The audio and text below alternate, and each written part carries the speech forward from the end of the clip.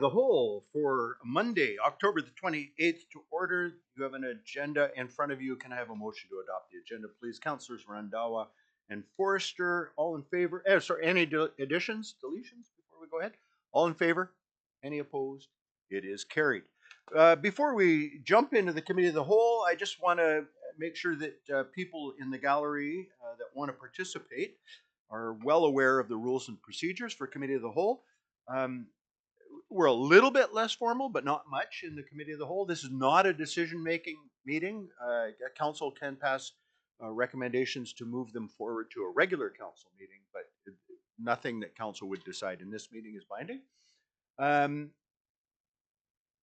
If you, when the time is right and you're asked to come speak or you want to come speak to a subject, you come up, sit down at the microphone, make yourself comfortable. This is your place to come, and so we're excited to have you here. Turn on the microphone, direct everything towards the chair. You would address me as, well, Mr. Mayor or Your Worship or whatever suits you. Councilors are addressed as councilor and their last name. Um, and uh, and then as you address your comments to me, I will, if there's questions to be answered, I'll direct and guide that conversation. With that, we're really glad everybody's here. And we will start with the first thing on our agenda, which is a presentation from the Leicester Center of the Arts. Come on forward, Mr. Armstrong. Sit right in the middle chair there. Yeah, yeah. There's method to my madness. I, I've asked for that piece of pipe to be placed in the middle of that table so that everybody that comes into our chamber asking for money has to say it over that holy piece of pipe. Okay? You just understand where the priorities are. I think you should look at it as a piece of art. Actually, it is. Yeah. Someday we'll not have any more of those in the city's streets, and we'll auction them off, I guess. Anyway, continue. Okay, thank you, Your Worship. Thank you, Council. It's good to be back. I think this is my third time presenting in front of Council. We like to do this once a year. I'd like to recognize the fact that we have a few board members here tonight. I'm going to recognize Councillor Nick Adey first, because last time I was here, I forgot about him, and I've regretted it ever since. So, Councillor Nick Adey. We also have our Secretary Treasurer, Tony Carlson, and our Vice President, Amy Dobson, in the back. And I don't think anyone else snuck in on me. So, yes, thank you for having me tonight. Really, we see our relationship with the city as a very valuable partnership, and that's really why I'm here tonight, to give you this update. And okay, spacebar.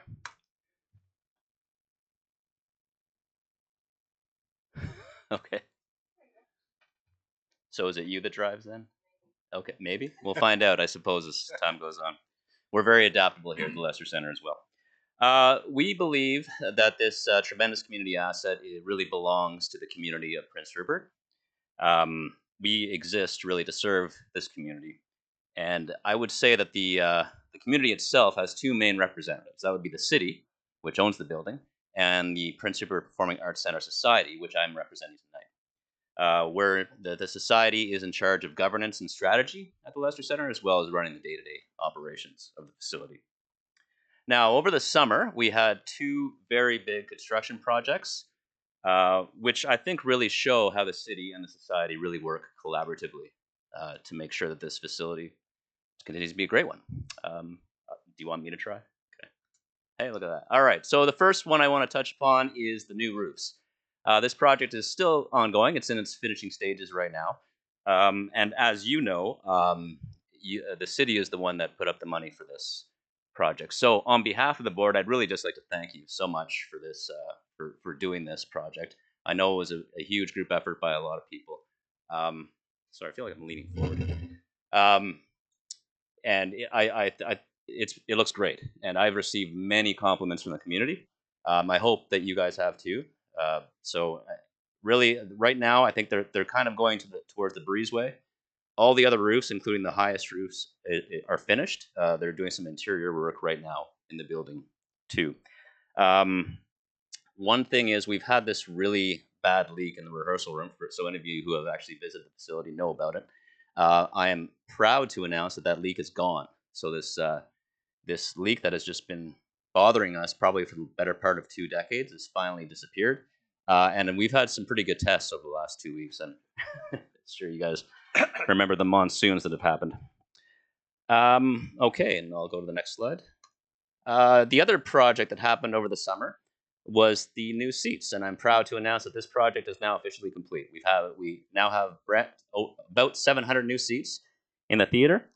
The old seats have been there since 1987, since the building opened. They were way past their lifetime expectancy, and just needed to be replaced. The society purchased the new seats, and we received support from the city right at the beginning of the project and throughout.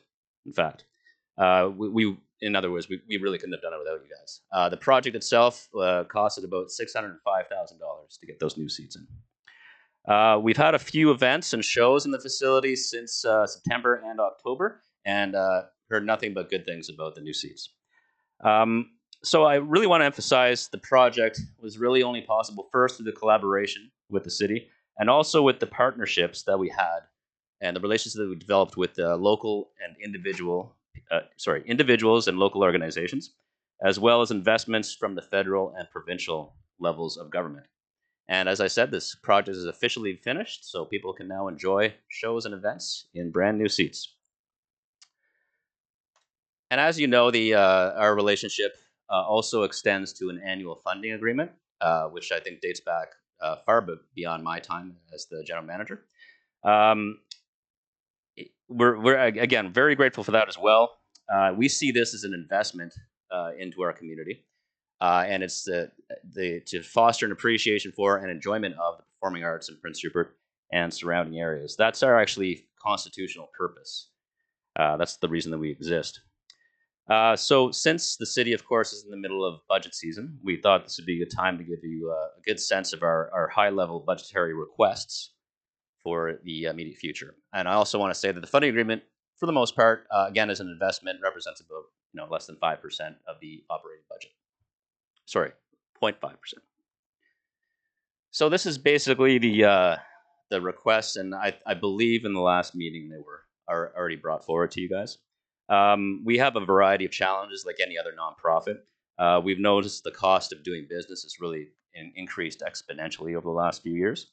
And that's the reason that we're asking for a graduated increase over a 3-year time frame. We really believe that a 3-year agreement will give us a great deal of consistency as we plan for future theatrical seasons and any other improvements we think should happen to the building, including the technical side. Okay, and I also want to acknowledge that there's a staff recommendation, I believe, for the new boilers. I believe it was for the design of the new boilers in the budget. Definitely want to throw our support behind that. The boilers, I believe, have been there since the building opened as well. So I do think, or we do think, it's time for a change. So we definitely support that. Okay, and in closing, I'd like to make this nice and short and sweet. I just want to give you just a smattering of the comments that we've received from the public. And this is just over in the last 3 months, and this is just a sample of the hundreds of comments that we received online and through some surveys that we did from the community and through anyone who's visited the Lester Center.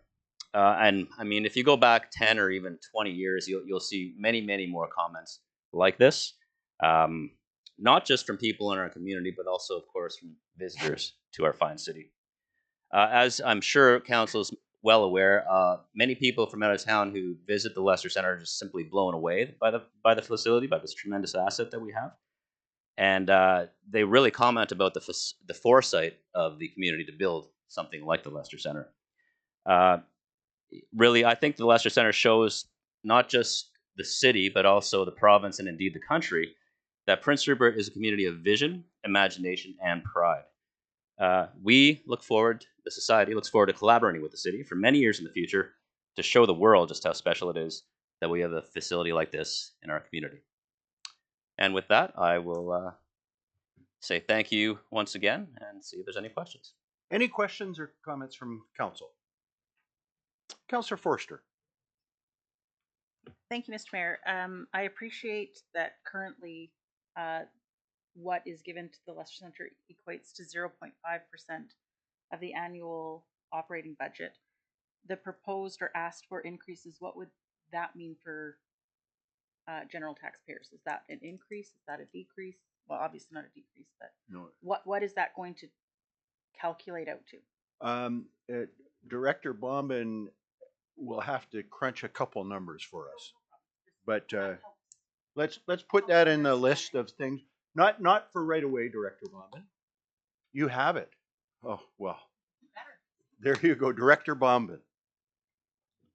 The increase that they're requesting amounts to. Oh, sorry, I did have it. I went too far back. It's in a page in the document. It is. See, I do have it. Oh, sorry. Never mind. I'll have to recalculate that. I did it on a mass amount. Okay. I'll get it to you. All right. Excellent. Thank you. Any other questions or comments from council? Councillor Cunningham. I'd just like to thank Chris for his presentation and to the excellent job you're doing. Well, thank you very much. Yeah. It's not just me, of course. I can't do anything alone. Oh, there's Dwayne too. Councillor Adey. With respect to water in the theater, I remember prior to your arrival, coming to the theater, and I actually still have the photograph on my phone somewhere of water up to the second row of seats, the old seats, mind you. I think that particular leak was a doorway. But the notion that we have to make a theater watertight in Prince Rupert should probably not come as a surprise to anybody. So I'm glad that we've been able to do that. With respect to the requests, I'm obviously subject to wearing two hats, and I have to wear both hats with integrity. So I'm happy to make the argument that the requests are legitimate, and I'm equally happy to say that it has to be thought of in the context of the broader budget as well. And I'm going to be just that ambiguous and leave it at that. That was as political an answer as I've ever heard from you, Councillor Adey. Any other comments or questions? Yes. Oh, yeah. Have you done the math? Yeah, it's a 0.07% tax increase. 0.07% tax increase. Thanks, Director Bauman. I just want to echo tremendous. It is no small feat to raise $600 and whatever thousand dollars to replace seats in a theater, and so kudos to you and the board and the volunteers and everybody that makes that place work. It is an object of great pride for the community. Thanks for. I'm looking to you and past you. To all of the people that are involved in making that place work. Thank you. Thank you very much, Your Worship. All right. And just you can continue if you're done. You can leave. What I'm trying to say to you is, after you've presented to council, don't feel like you're obliged to stay and listen to everybody. You can. This is your room. You can be here all night with us if you want, but you won't insult anybody if you say, "I've done my bit. I need to leave." All right, and that applies to everybody that's here this evening. No, councillors, staff, that does not apply to you. All right. Next item up is a presentation from the Manager of Communications Engagement Social Development with regards to the accessibility plan. Excellent. Come on forward, committee members.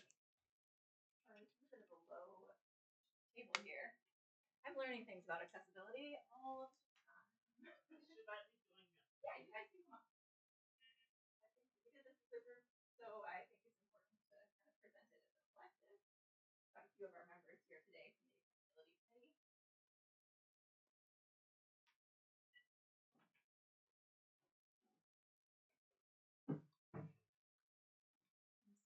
Come join me. I guess I've got to sit in the middle chair across the pipe, don't I? That's the rule. Okay, sorry. Right. Thank you. We get the joy of being placed on the same agenda as the budget meeting. and the Leicester Center presentation. So we've got a good audience, which is nice. I will just introduce some of our committee members to start with. For myself, I'm Veronica Stewart. I'm just the staff kind of liaison person for our accessibility committee. And to my right is Val Wiley, who is one of our committee members, and also Emma Kisvild, who is one of our committee members. And I have Mercedes Taylor here from the Prince Rupert Library as well, because this committee is actually kind of more of a regional committee. So we partnered with the District of Port Edward, the Prince Rupert Library, and the North Coast Regional District. Yeah, so I'm really happy that everybody's been able to join us here today. Did you guys want to say anything before I start?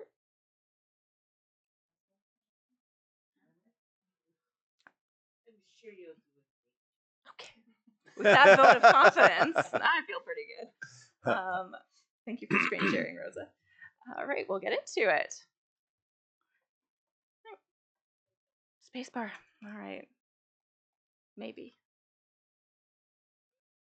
Are you sure it doesn't just maybe not like this key? Okay. Well, essentially, for those of you who may not be aware, accessibility plans are actually mandated by the provincial government. They passed something called the Accessible BC Act. So all of our collective organizations actually had to put into place an accessibility plan, but also it's good for us because it's a really good thing to do. And it's been a really good way to reflect on the different programs and services that the city offers, what our infrastructure looks like, how low our tables at council chambers are. These are the types of things that we're starting to realize through developing this plan, which was done as a group with our accessibility committee. So just on the agenda, we'll try to make it pretty quick because the committee of the whole is supposed to go fairly smoothly and quickly. But we'll just go over a little bit about understanding some of the barriers to accessibility that we looked at to engage with this plan. A little bit of the public engagement that we did, the scope of the plan, so what types of things did we look at for actions and what we've achieved so far, because we actually did a few projects this past year and a half, and then the feedback mechanisms and any questions that council might have. So just to acknowledge the folks who aren't in the room today, Grania Barth and Falvo Eleanor Skelton. Val is here and Emma's here today. Caitlin Cowell is our Port Edward representative. Terry Lynn Huddlestone was just appointed to the committee, so we're looking forward to her contributions. And Ed Landreth, Vicki Fraser, Sharon Small, and Kimberly Miller have also all participated on the committee. We've also had some input from Howard Sang from the North Coast Regional District, who is an amazing wizard who does all of our minutes and keeps me in line on the tech side of things, and also Polly from the District of Port Edward. We would also just like to acknowledge and dedicate the work that we're doing today to Sharon Small, who unfortunately passed away while she was on our committee. She was a great contributor to all of the discussions that we had. She was very spunky and fun and brought a lot of liveliness to the meetings, and we very much miss her. So we wanted to dedicate the plan and our work to her memory as well. So what are some of the barriers to accessibility? And there's a reason I chose this photo. One of them is physical or structural. This corner in particular has come up a lot at our committee meetings, and we are hoping to prioritize it in future.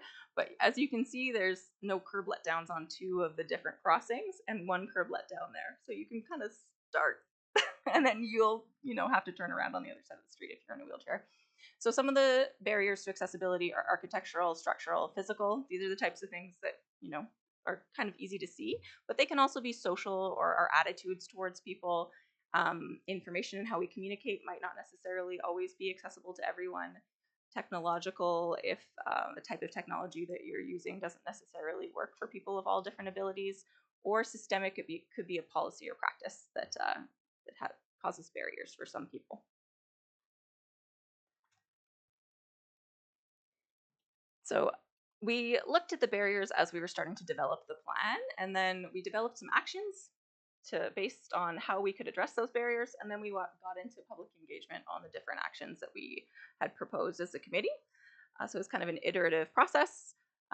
We brought forward the accessible related actions, as I mentioned, into kind of a public format. We put it into a survey, as well as 2 open houses that we had in Prince Rupert and Port Edward, and an information session at the Senior Center. We also distributed the survey at the 7550 Club, and in total we had 59 submissions, which was really great. And from the survey responses, we collected a number of different ideas the ways that people prioritize things helped us set out our priorities in the plan. And also people introduced some new ideas that we hadn't necessarily thought of and that then were integrated into the actions. So the actions that we've identified are presented to the council in the plan that you've received. I'm not going to go through all of them because that would take quite a long time tonight, and I want to be conscious of that.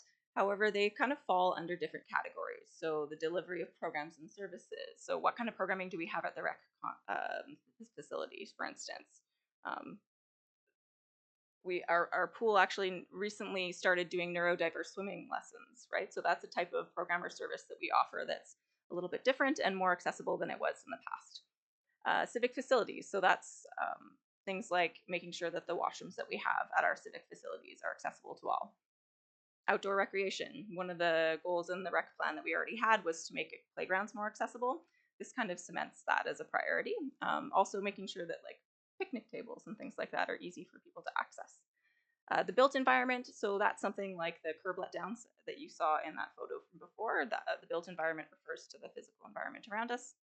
Employment, how we welcome people of diverse abilities into our workplaces, and then transportation is about kind of the public bus system and also our airport ferry, because that is a unique service that we have to think about in terms of accessibility as well.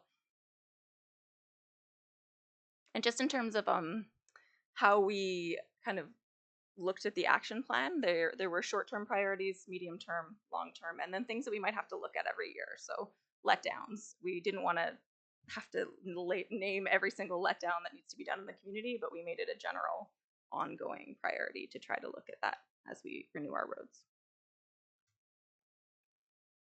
All right, and so if anybody does want a copy of the accessibility plan, it will be posted, and it was in the agenda package for tonight. So you can kind of review the whole list of actions if that's something that you're interested in doing. In terms of next steps, so this report to council that will be forwarded, I think, to the regular agenda includes the request that this plan and implementation of it be included as a priority for our future strategic plan update. The accessibility plan will be reviewed by the committee on an ongoing basis. There's obviously opportunities to implement some of the actions in the budgets of each year. We've done that a little bit with some of the budget items that we have put into the plan, or sorry, put into the budget for 2025.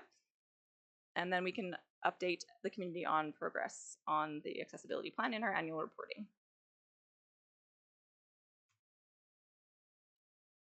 Just in terms of some of the things that we've been able to accomplish in the last year and a half, we've currently got the upstairs washroom out for tender at the Civic Center, and it's to an accessible standard. So that's to complete some renovations. We were able to get grant funding for that. So that's great. That's an improvement that we'll hopefully see within the next 6 months or so.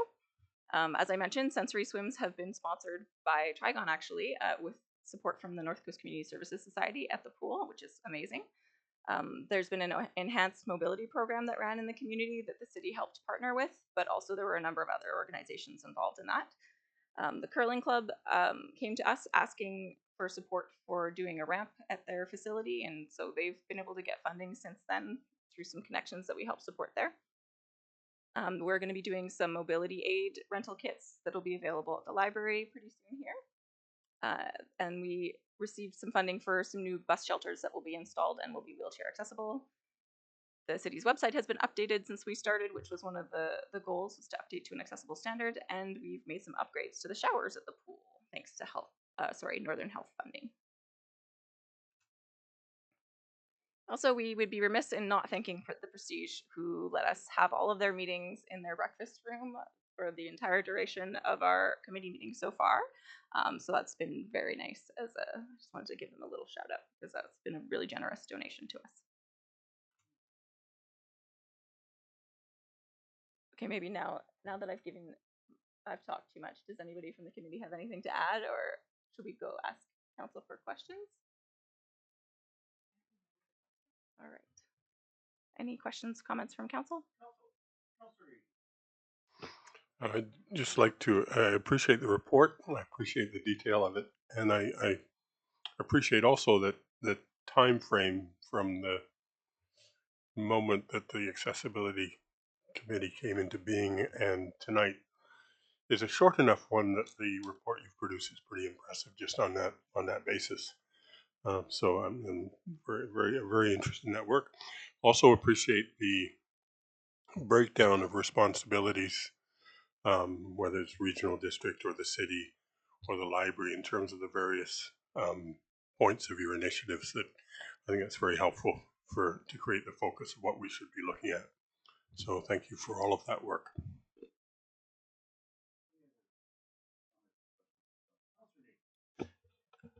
I'm not going to echo everything, but basically just thank you for your presentation. And, you know, I think a lot of us take for granted you know, when it's easy for us to walk across the street and step on a sidewalk and like you pointed out on the one by the mall there, and how inaccessible just one intersection could be for one person in a wheelchair, or, you know, or someone that struggles. So it's something that I know the city's been changing sidewalks and stuff over time, but it's something that, you know, definitely needs to be continued and made better so that yeah, everyone can get around. Thank you again. I gotta say, we've come a long way since Michelle Ryan complaining about curbs and things like that.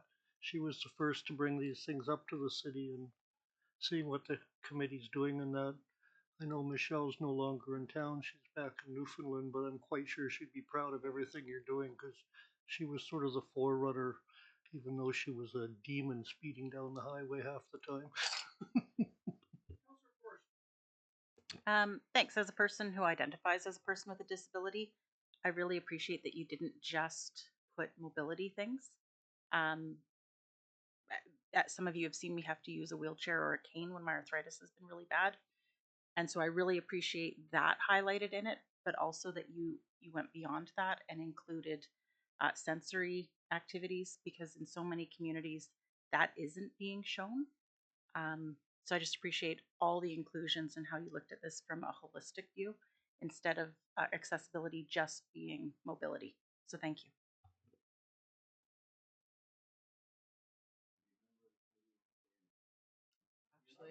Actually, I would be remiss if I didn't mention. I was surprised to see Mr. Armstrong. Oh, he's gone now.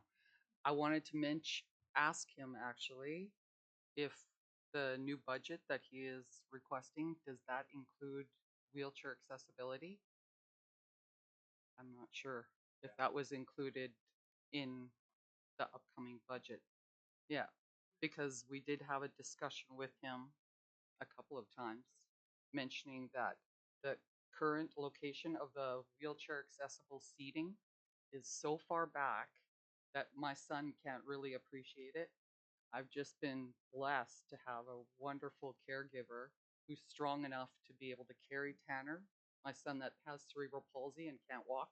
He carried him right to the front seat at on a couple of occasions when there was some country music being played, and Tanner absolutely loves country music. Yeah, but he can't really appreciate it, you know, so much. He can hear the music, but he can't see the performer unless he's right up close.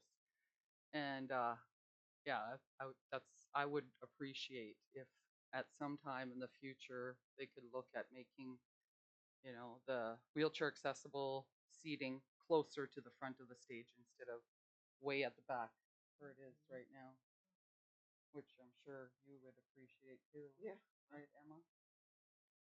It's better than the movie theater Oh, yes, the where movie theaters. my caregiver has to sit on the foldable chair. So,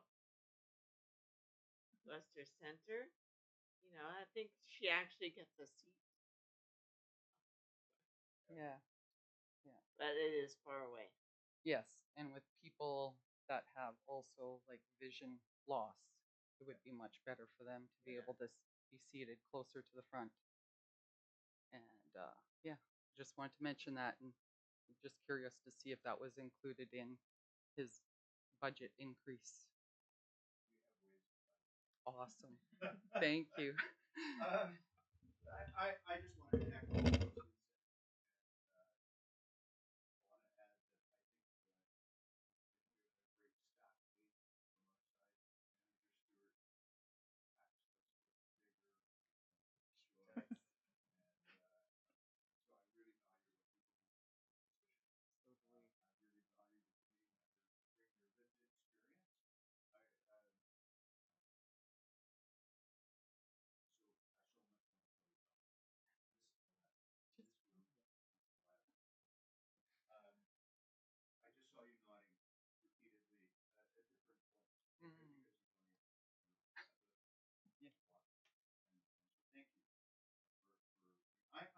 absolutely proud of the work this committee is doing.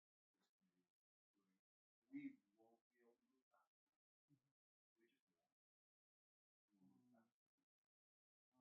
fast enough. We just won't. Councillor Hayes. Just on your question, I can't answer the question specifically, but I can tell you that I'll endeavor to make sure it comes back to the board when they next have a conversation. All right, thank you very much. Thank you. Thank you. Thank you for your time.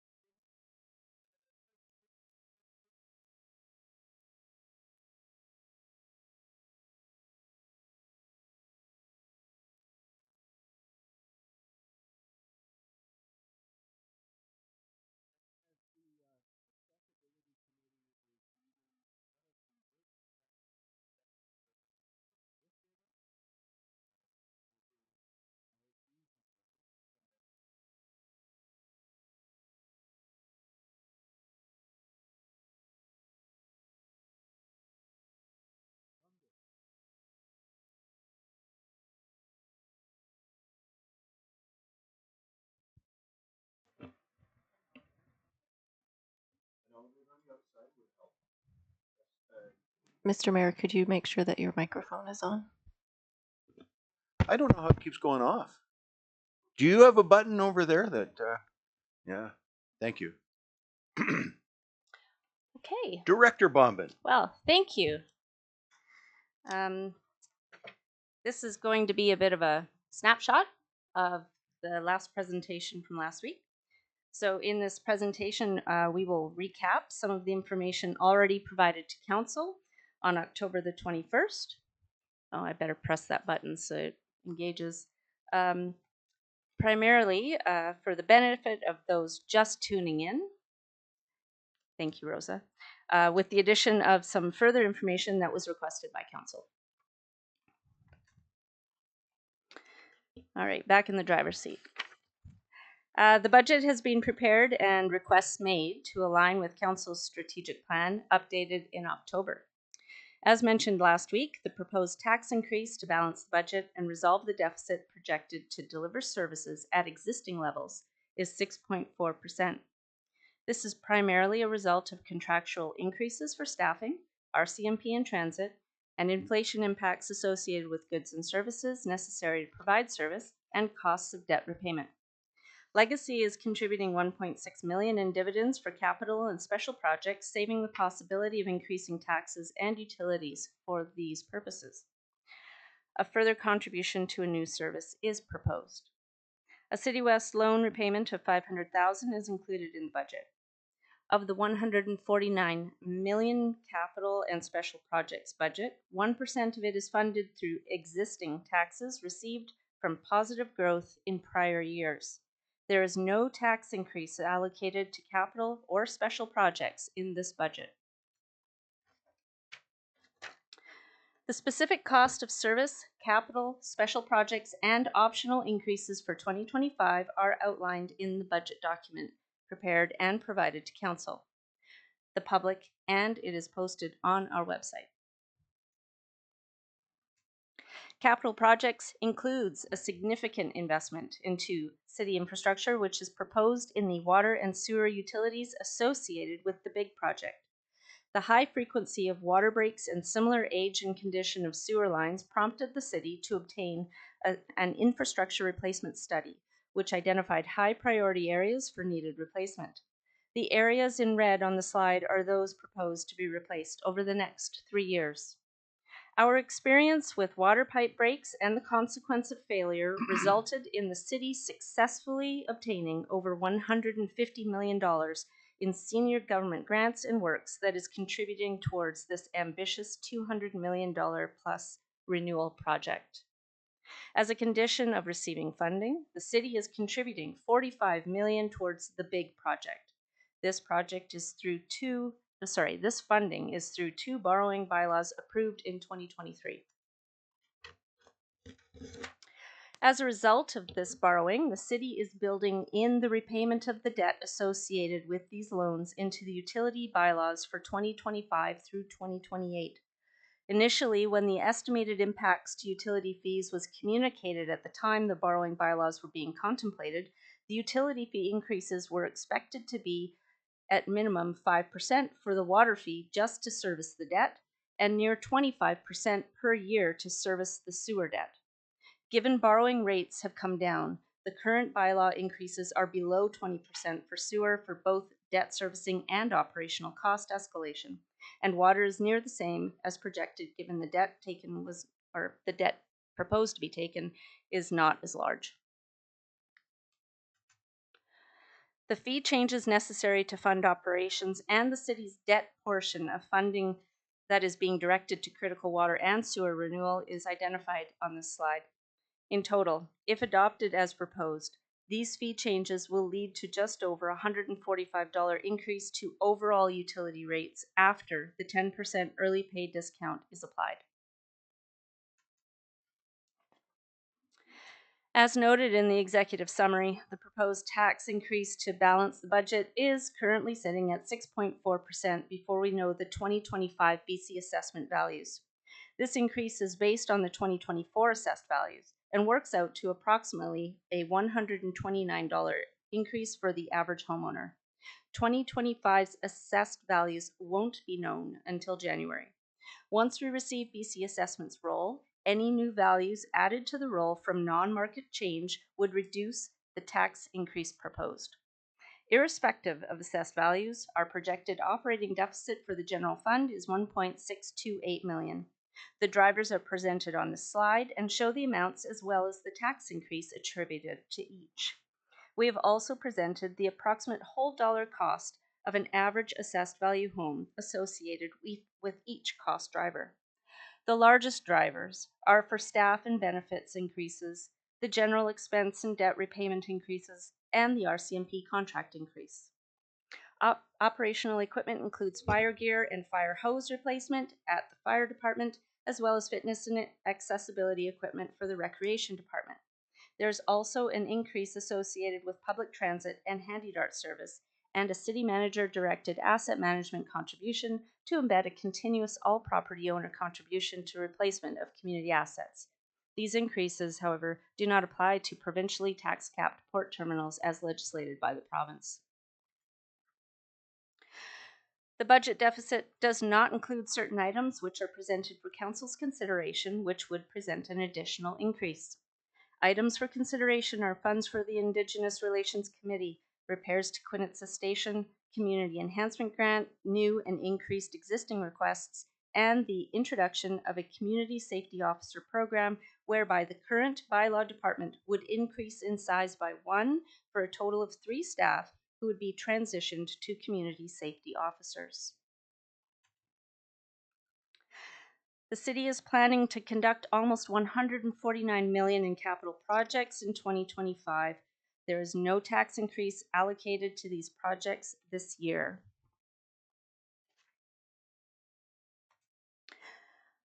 The notable capital projects to be undertaken are water and sewer infrastructure under the BIG project, which amounts to near $100 million funded through grants and debt. Works associated with the submarine water line and overland line, cumulatively $7.5 million for 2025, funded through reserves and surplus. 3rd Avenue and Fulton Streetlight replacement is $350,000 to be funded through reserve. The waterfront development at $9.3 million is funded through a grant. The receipt of the reserve fire pumper, $1.4 million to be funded through borrowing. Federally mandated elimination of multiple wastewater discharge outfalls for a total of $9 million, funded through borrowing, fees, and reserves. Continuation of the wastewater treatment pilot, a $6 million project funded through grants and surplus. Reinstatement of Eidsvik Park, $432,000 budgeted to be funded through grants and reserves. And these are just some of the notable projects, but also included is the 4th Avenue stairs onto 3rd Avenue.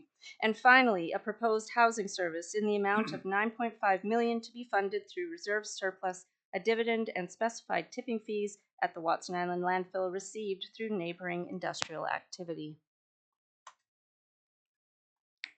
Also included in the budget are special projects to address mandatory requirements from the province to update our official community plan and housing needs assessment. improve development approvals processes, initiating a program to replace totem poles, continuation of a food systems assessment and strategy that began in 2024, a bridge rerouting study, and a recreation master plan to guide the future of the facility. Most are funded by grants, surplus, reserves, and dividends. There is no new tax increase proposed in this year's budget for special projects. One of the city's two municipal entities, Prince Rupert Legacy Inc., is providing dividends to offset capital project costs that would either be funded through taxes or utility fee increases. Dividends from Legacy are not utilized to offset property tax or utility increases that are driven by normal operating costs. The city has been fortunate to have made lemonade out of the lemon that was the former pulp mill, which the city became an unwilling owner of 16 years ago at tax sale. Prince Rupert Legacy is the tenant developing the site known as Watson Island and is engaged in attracting industrial subtenants. Many of the dividends received by the city from the redevelopment of the pulp mill site by the municipal business entity have contributed towards the decommissioning and required ongoing permitting and monitoring costs of Watson Island of $9.6 million. The contribution to the rebuild of the city's water dam of $9 million. Water line and water access improvements of $5.2 million, paving and bridge work of $3 million, payments in lieu of $3 million, recreation and ferry infrastructure combined at $1.25 million, and numerous special projects funding such as Redesign Prince Rupert and the city's official community plan. Dividends received to date amount to $37 million. One of the advantages of conducting the budget process in the fall is that the community enhancement grants can be considered at the same time as the city's budget. The budget document identifies repeat and new cash and in-kind community enhancement grant applicants, along with the organizations with funding agreements. Staff have budgeted retaining 2024 funding levels. Council is requested to deliberate on the applicants and provide direction to staff as to any changes.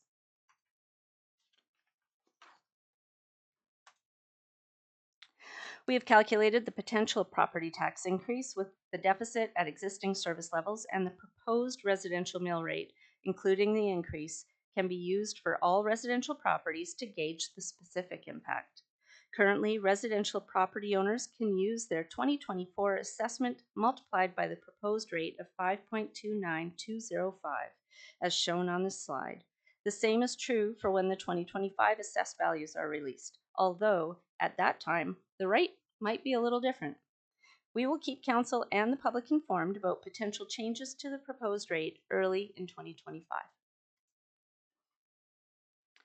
A reminder that the provincial government offers residents the homeowner grant and the tax deferral program.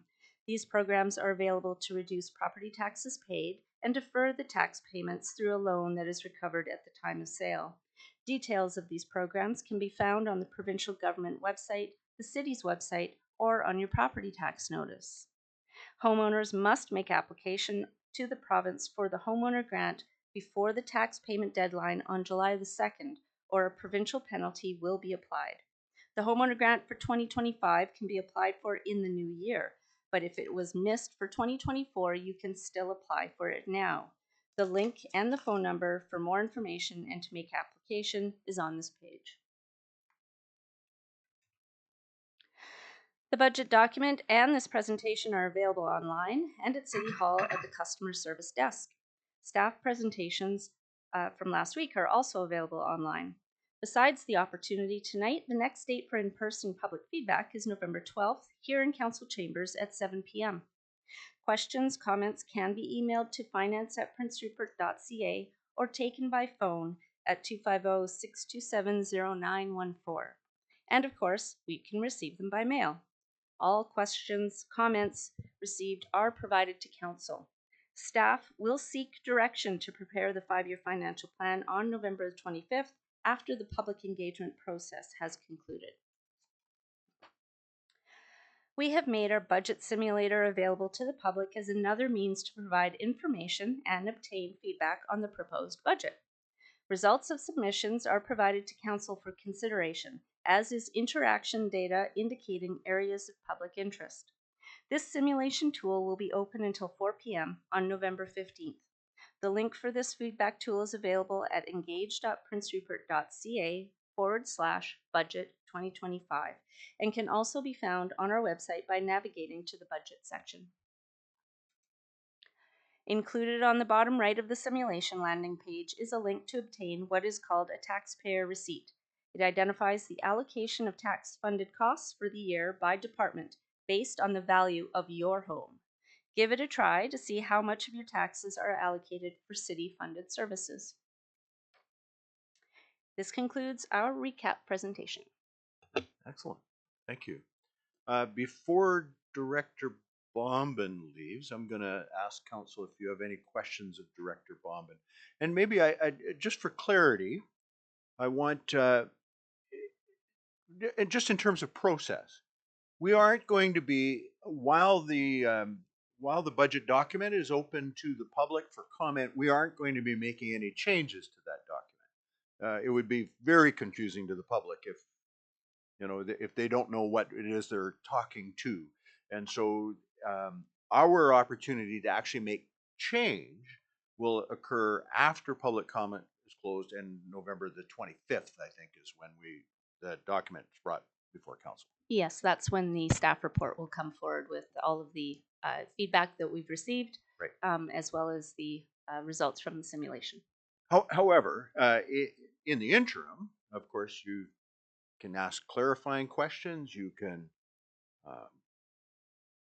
express concerns. All of those things are wide open to you. It's just we're not going to make any decisions on it. Councillor Eadie. I was just going to clarify. We have a lot of people in the room. I'm assuming that some Correct. of them are hoping to speak up. And with respect to what you just said, I do have a number of questions I'd like to ask, but I think it's not appropriate for me to do that before we've given the public a chance Director to Bauman, speak. return, if you will, to your seat, and I'll invite any member of the public that would like to address the budget at this time.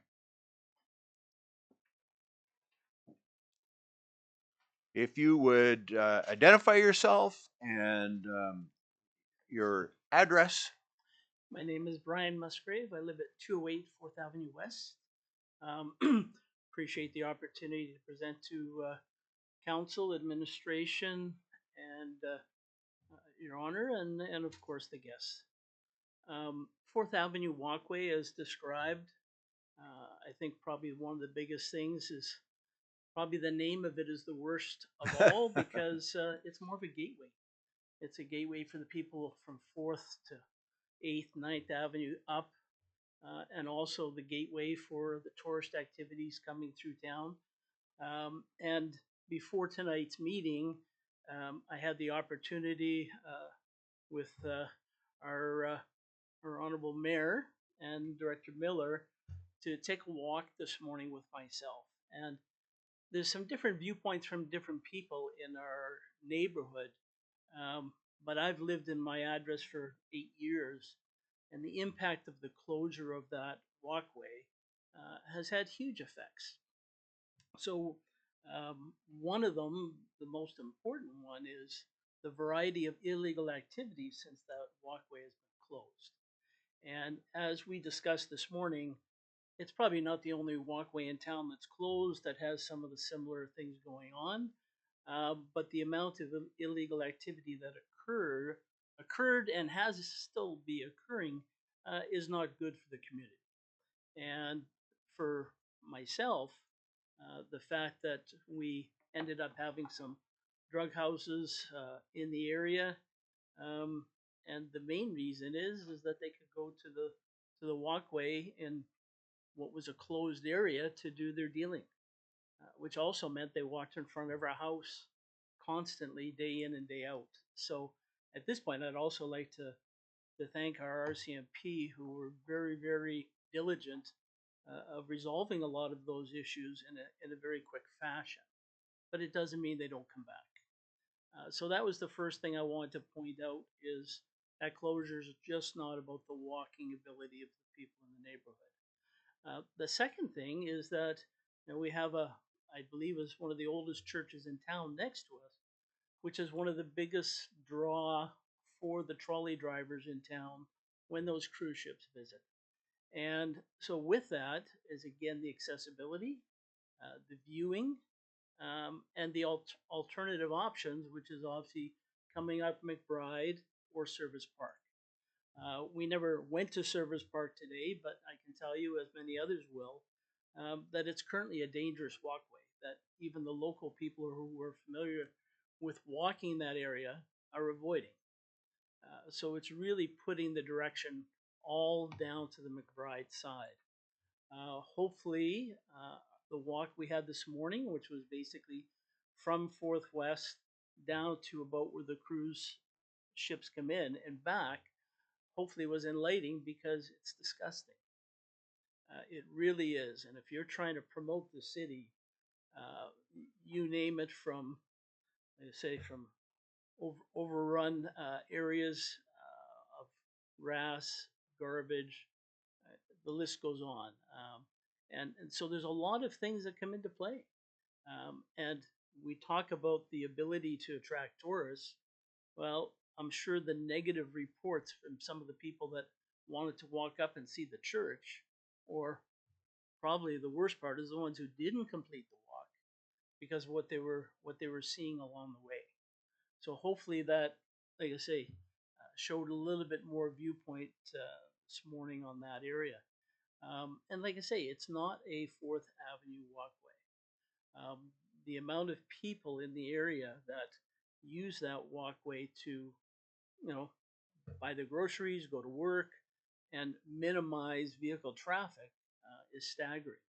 And so the loss of that over the last, I don't know what the exact time frame is, but 2 years. Okay. So we understand the costs. We understand the city's hand being tied and all the different scenarios coming forth that need to be addressed.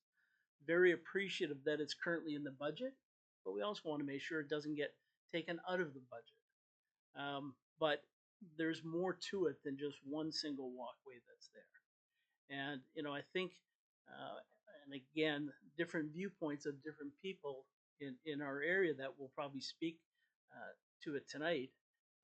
But it's very, very important that the city continues in partnership with the port to attract cruise ships here to town. And as I mentioned this morning, we can't clean up the whole town all at once.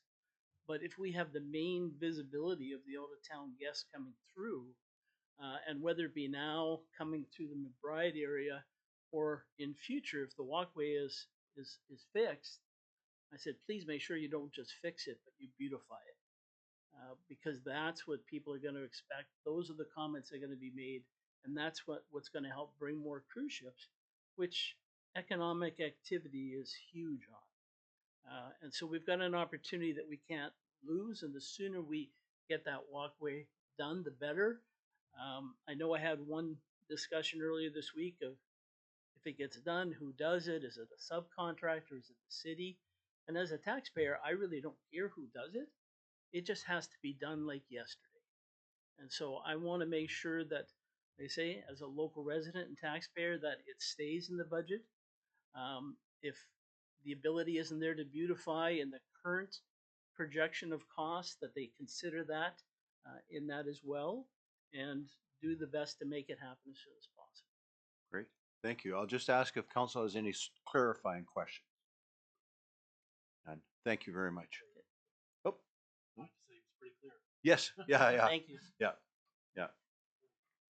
And just for the sake of brevity, I appreciate that people want to speak, and you're certainly welcome to speak. But we don't need to have the same points repeated over and over. It doesn't become more clear to us by repetition.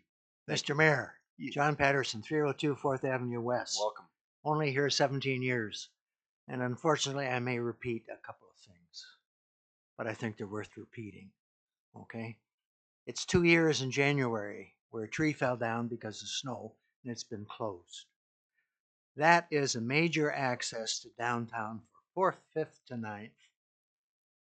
And the city promotes accessibility to downtown because every individual walks down there. There are now 25 to 30 go down that closed walkway every day and risk going down the hole and falling. That's one less car downtown on 3rd Avenue parked. So there's an opportunity there that we could open that up and reduce car parking on 3rd Avenue. The cruise ship tours, I don't know how many tours I've been out there with their GPS saying, oh, it says there's a pathway here. How do I get down? And I say, well, you got to go down to 5th and around the Lutheran church, or you go down Service Park, which is a no-go.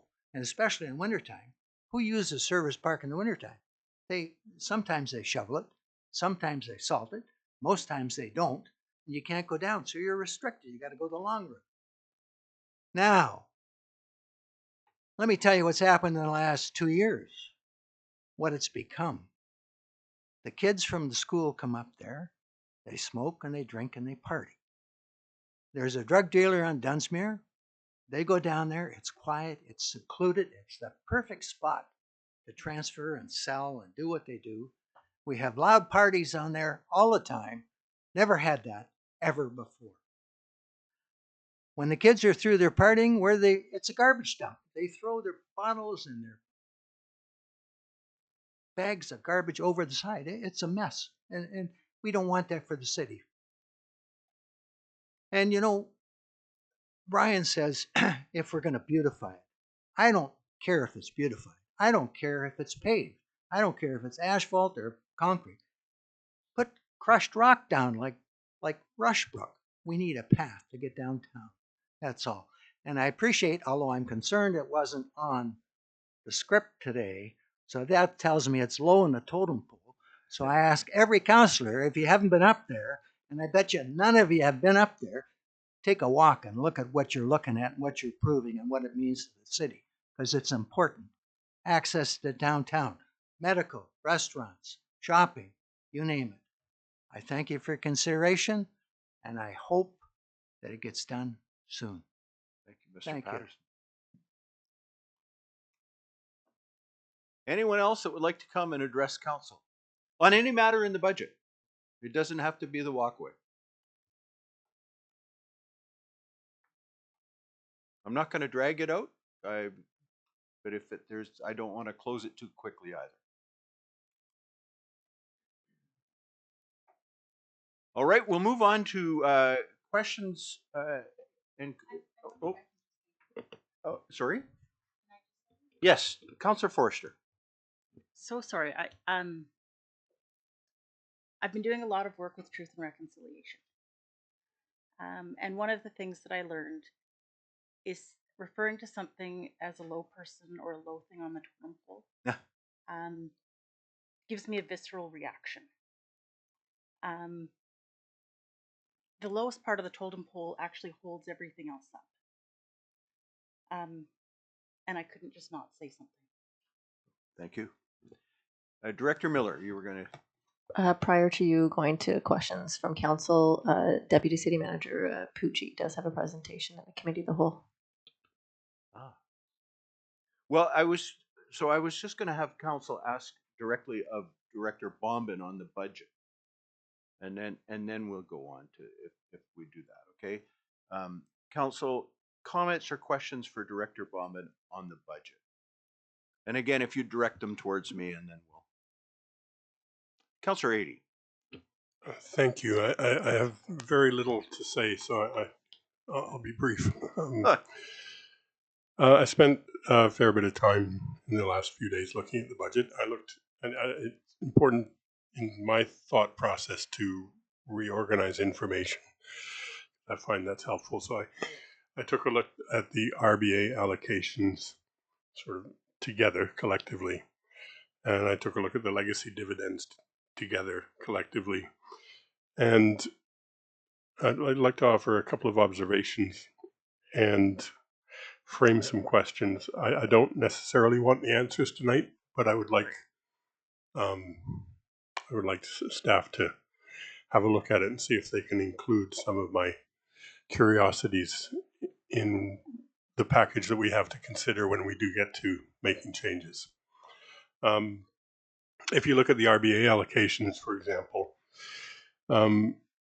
they total something on the order of 16 million, which and it's not That's not exactly accurate, but there is one piece that takes it up that high, and that is the wastewater outfall B and C elimination at 4.75 million, which I think, if I understand it correctly, is to be funded through borrowing, but that short-term borrowing, and that the money for that actually comes from year 3 of the RBA.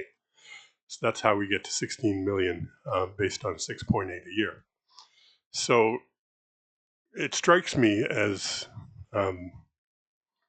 thought-provoking that we have this benefit of a 5-year RBA program, and we're already allocating money 2.5 years into it. And so I wonder whether there is anything in there that doesn't have to be designated this early in the process. I don't know the answer to that question. I'm simply putting it out there. With regard to the legacy dividends, I see a number of relatively small contributions and one big one. And that is $3 million towards the housing service. And I have some specific questions about the housing service. But the questions are unfortunately fed by some of what's going on with the utilities. So I think I need to tie those things together because I think there's a connection. So on the utility rate increases, and through the mayor to Director Pucci, I apologize for asking these questions before you've had a chance to speak, but that's where we find ourselves. I'm interested. My understanding is that the utility rate increases, to me, if you look at the tax increase and then add the utility increases, that's what stings, I think, for the both business people and for property owners. The property tax increase on a typical home this year is projected at $129. And when I hear that, I think that's unfortunate, but maybe it's bearable. But when you add that to what are significantly greater increases, particularly in the sewer, it becomes something I feel like we need to take on. So I have a question about that. And again, I'm putting it out there, and I'm happy to take the answers in due course. But I'm interested in the proportion of the projected increases in the utilities that are directly attributable to the loan that we took to support the major infrastructure project. Wondering if there's any other loans outstanding that are also contributing to that increase. And the interest rate and conditions, because it seems to me that when I bought my first house, the faster I paid it off, the less interest I paid. So I think there's opportunities probably then in that direction. So I'd be interested in what kind of interest payments we could save by paying some of those loans in a sequence that's different from what's currently in the budget. So that leads me to the housing service proposal, which becomes more specific questions for Director Bauman. It's identified as $9 million or thereabouts, which is quite a bit of money, I think. 1.5 million from fees, 5 million from reserves and surplus, and 3 million from dividends, so 9.5 million. So with respect to the fees, these are my questions. Can we explain more specifically what those fees are for, who is paying them, and what could they be used for if not directed towards this proposal? With respect to the reserves, what is the source of the reserves? I think I know the answer to that question, but I think it needs to be brought out. How much is allocated from reserves? And what conditions exist for the appropriate spending of this reserved fund? In other words, are there other options? Could it be used on infrastructure? Does payment of infrastructure loans constitute appropriately using a fund on infrastructure? And finally, the surplus. What's the source of the surplus? How much of it is there?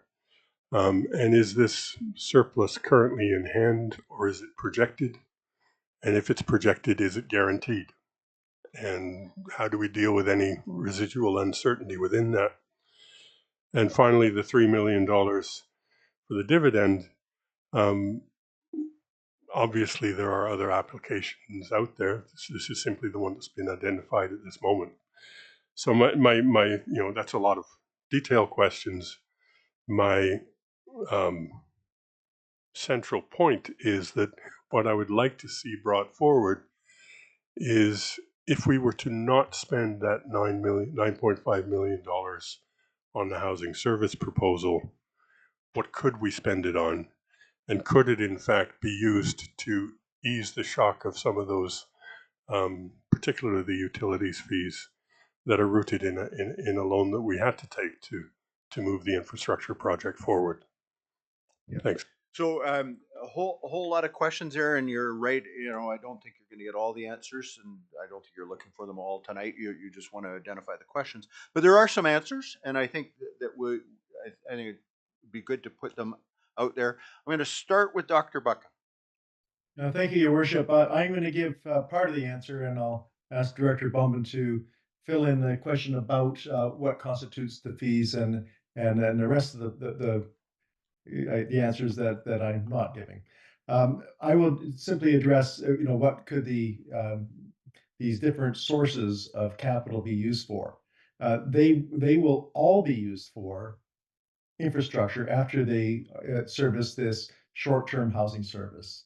So while this is an expenditure, it's also an expenditure that would constitute a planned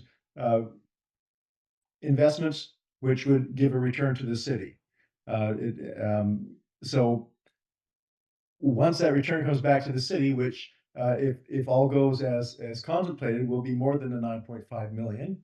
That money is already targeted for infrastructure, which it doesn't have to be paid for just now, but will need to be paid for. So it has a target, it has a home, and we need to spend it on infrastructure, which is not in the budget just yet, but we know it. I mean, we have $500 million of infrastructure that we have to fund.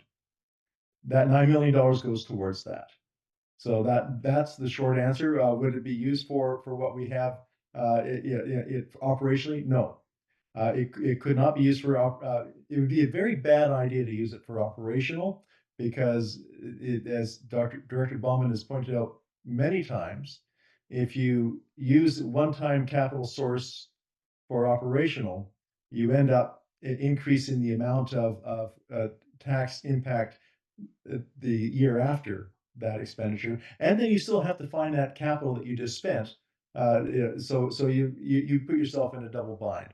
If I can pass it over to Dr. Bauman to speak to the other parts of the question. Director Bauman, would you break down those different sources? The 1.5 million in fees and whatever.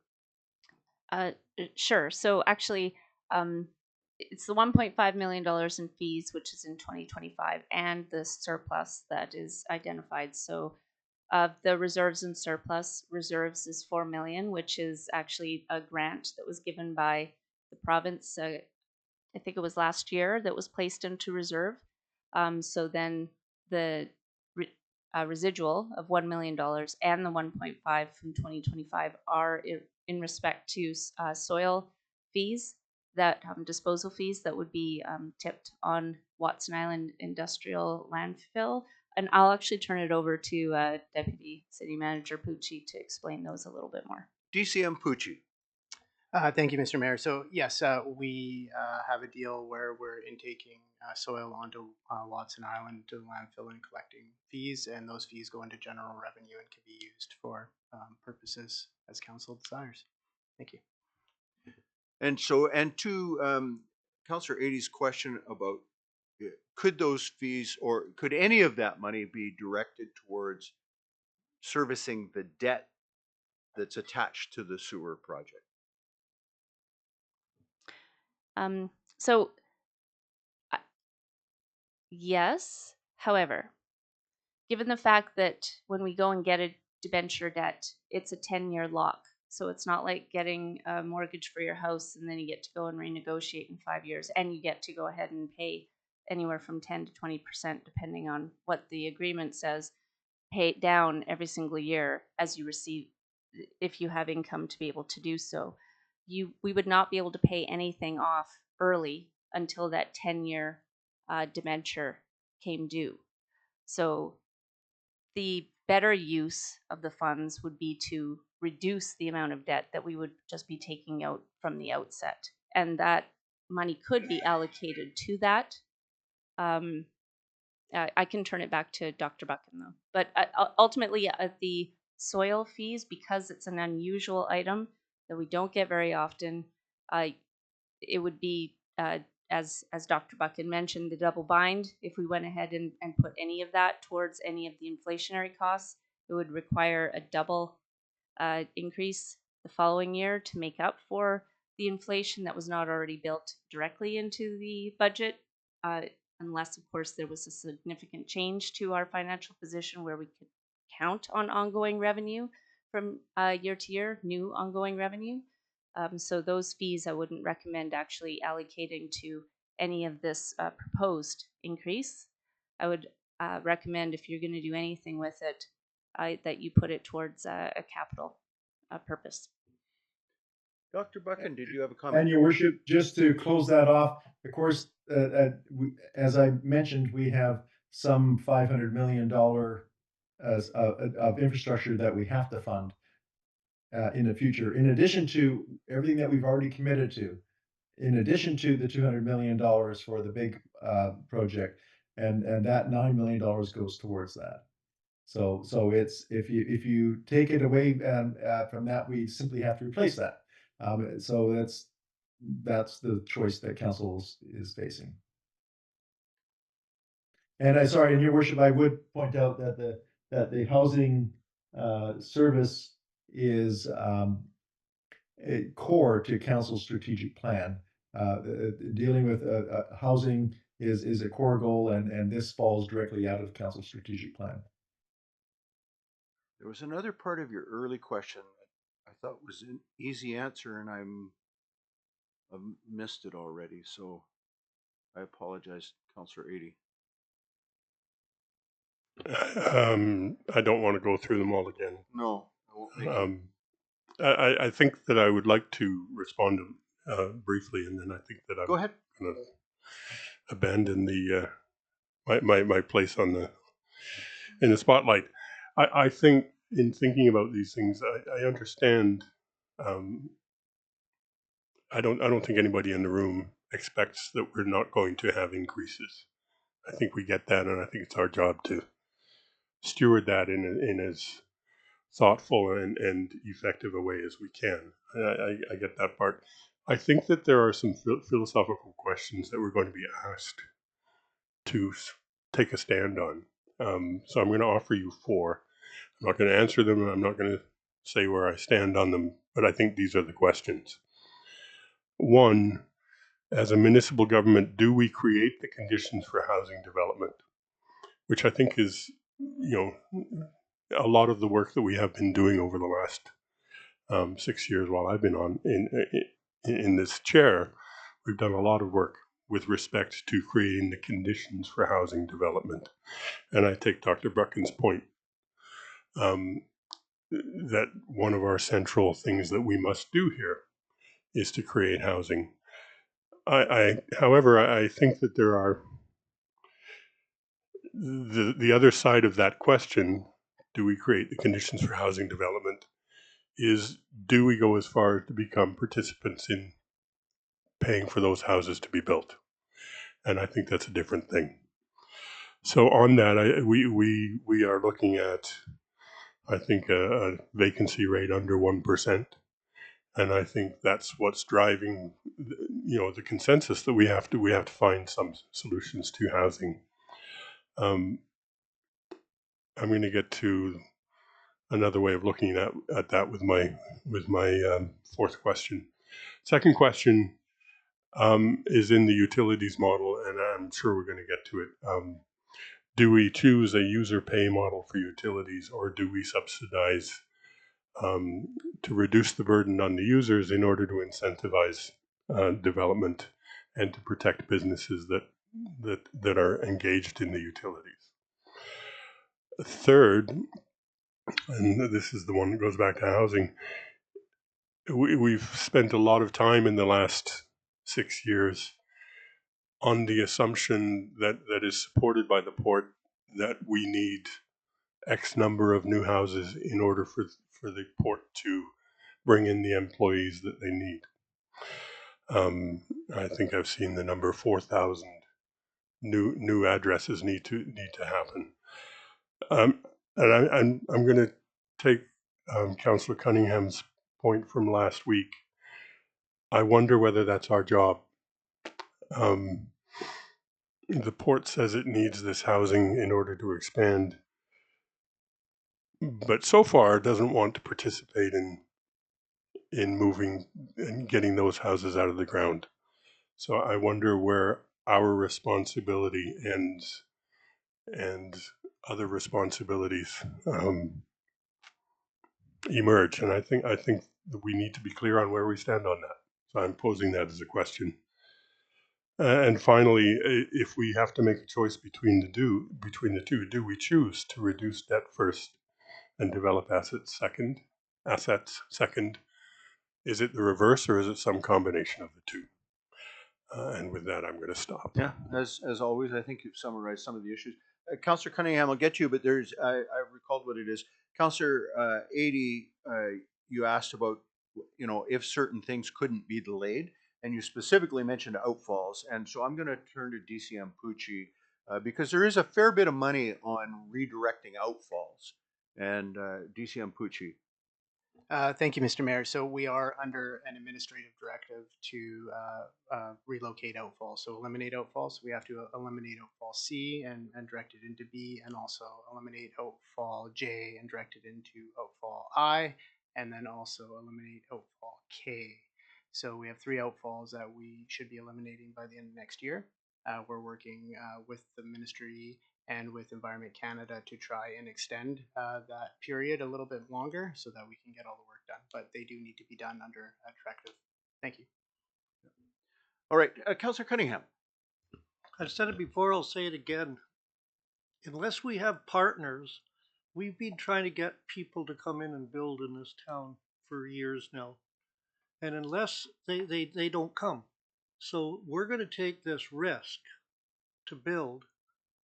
I say we take it with a partner, whether it's the port, other industrial partners that need the housing to grow.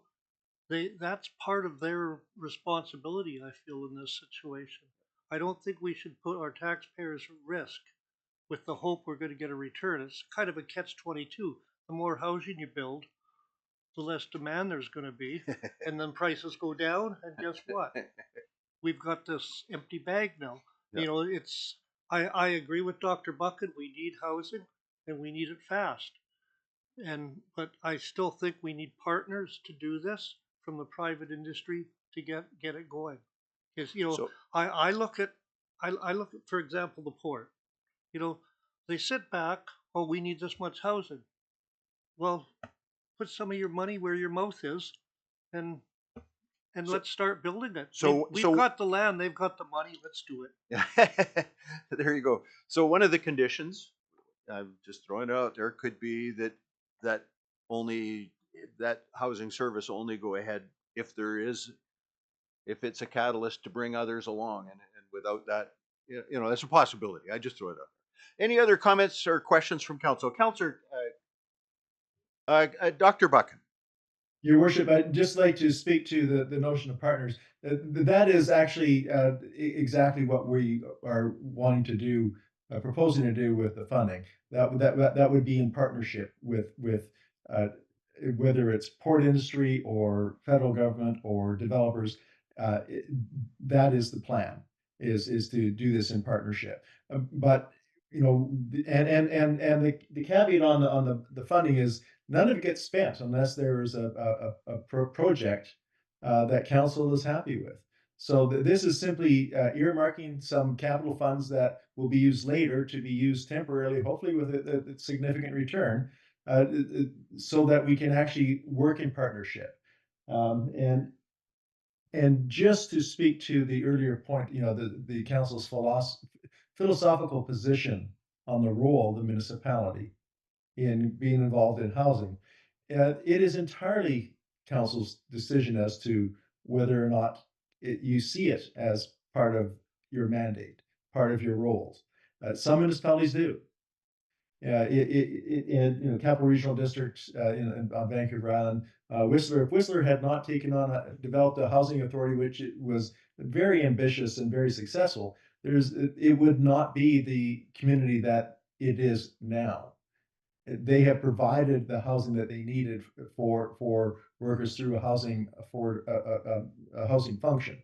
Way more grand, way more significant than what we are contemplating by a long, long way. So the question that in terms of council arriving at its philosophical position is, well, if we don't do it, what are the consequences? And there very well would be significant consequences if the market doesn't step up, and the market hasn't stepped up for a variety of reasons. And this is being proposed in order to break that logjam. The consequences could be a continuation of people not being able to come and take jobs because they can't get housing. I think most of us are aware of cases where that's been. Business becoming too expensive to operate, industry becoming too expensive because of fly in, fly out mandate. The economic promise of $4.5 billion of industrial growth not occurring to the same degree because nobody's stepping up to the housing. So we're proposing to actually initiate partnerships and stepping up to the housing, and then get out of that as soon as possible, and leave it to the market once the market sees that it can be done. So those are just some comments. Councillor Randhawa. Thank you, Mr. Mayor. So I saw like 37 million contribution from legacy to capital projects for city. So now we going to have a new industry looking into water and land. So when we can, our community can see more contribution from legacy with the new industry to our capital projects. We have any numbers that or timeline? So if I'm understanding you correctly, and I may not be, are we factoring in the growth in legacy, the new money that would be coming? Is that, Dr. Buchan, is that being calculated into the budget? In the short term, no, because there's not much growth immediately in the short term. We have many initiatives which will see significant growth if they materialize in the mid to longer term. How about the known projects that are under development, like Vopak? That's a very good question. Yeah, I'm not sure that we factored in the increase in revenues coming from AltaGas and Vopak, and that might be, and I'm going to ask Director Bumpin to speak to that, but that might be because that might be a bit of a risk to do that, but it is gone to FID, and maybe that is worth considering. Director Bumpin. Director Bumpin. Thank you, through the mayor. We don't have the assessed values for 2025. There is no anything to tax just yet in 2024 to even be able to make a calculated or educated guess. It is really dependent on what BC Assessment's role says, just to value what they've done in 2024 up to July 2024. That will be the number that reflects the 2025 value.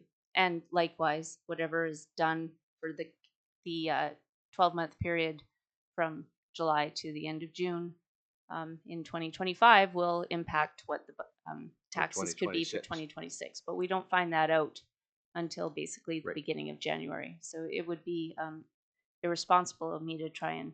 So there's no number in there now. There is no number in there right now. Councillor Cunningham. So if I understand the question properly, you're gonna try and, or you're proposing we budget on future revenue that we aren't gonna receive yet or might not receive. Because For if the that's the housing case, students? we did that with the mill and look where we ended up. No, Not no. asking that. Yeah, go, like, go ahead, Councillor Randawa. like I'm asking, like we have some agreements with the new industry at the Watson land. Right, So we have any numbers coming from that one. Like, right. yeah, So that's why there my is question. there is an exclusivity agreement with H2 Gen. And It's if generating that, if a, we, s- a if certain that- amount of yes, money.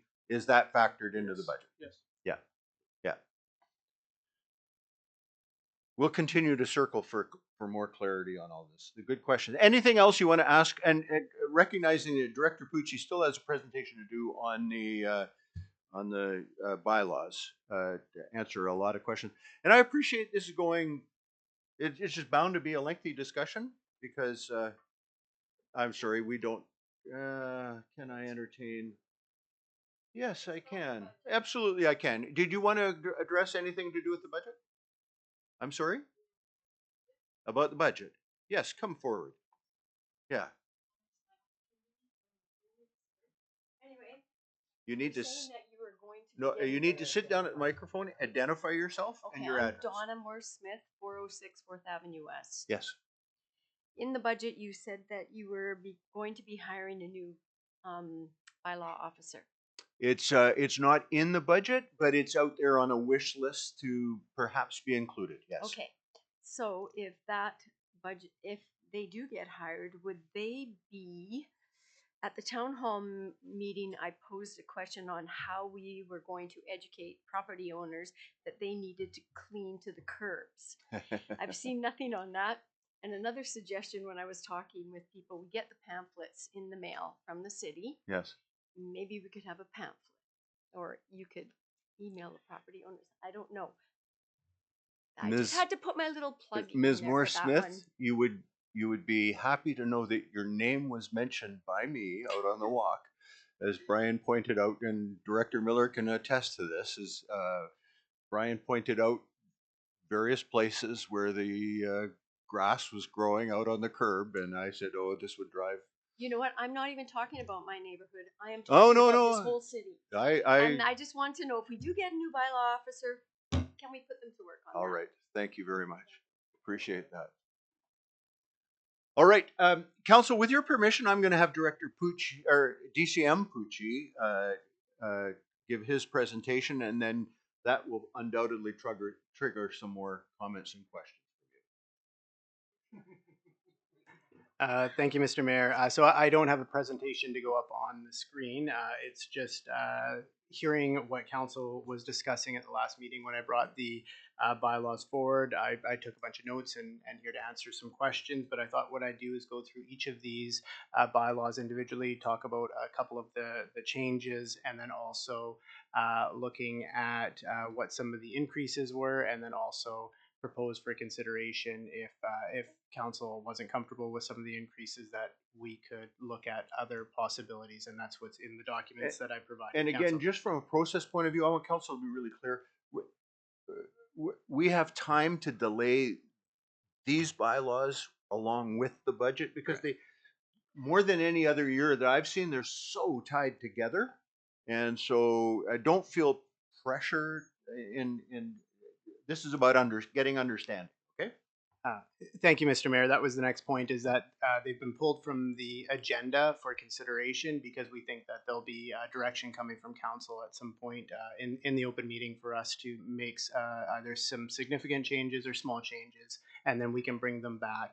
And again, as the mayor alluded to there, is that they are very connected. And so I think what will likely happen is we'll get direction on both of those documents, and then they'll be brought back together at some point in the very near future. So what we'll do is I'll answer questions once I've gone through here, and then whatever I can't answer on the spot, we'll take notes and we'll be able to follow up with council in due time.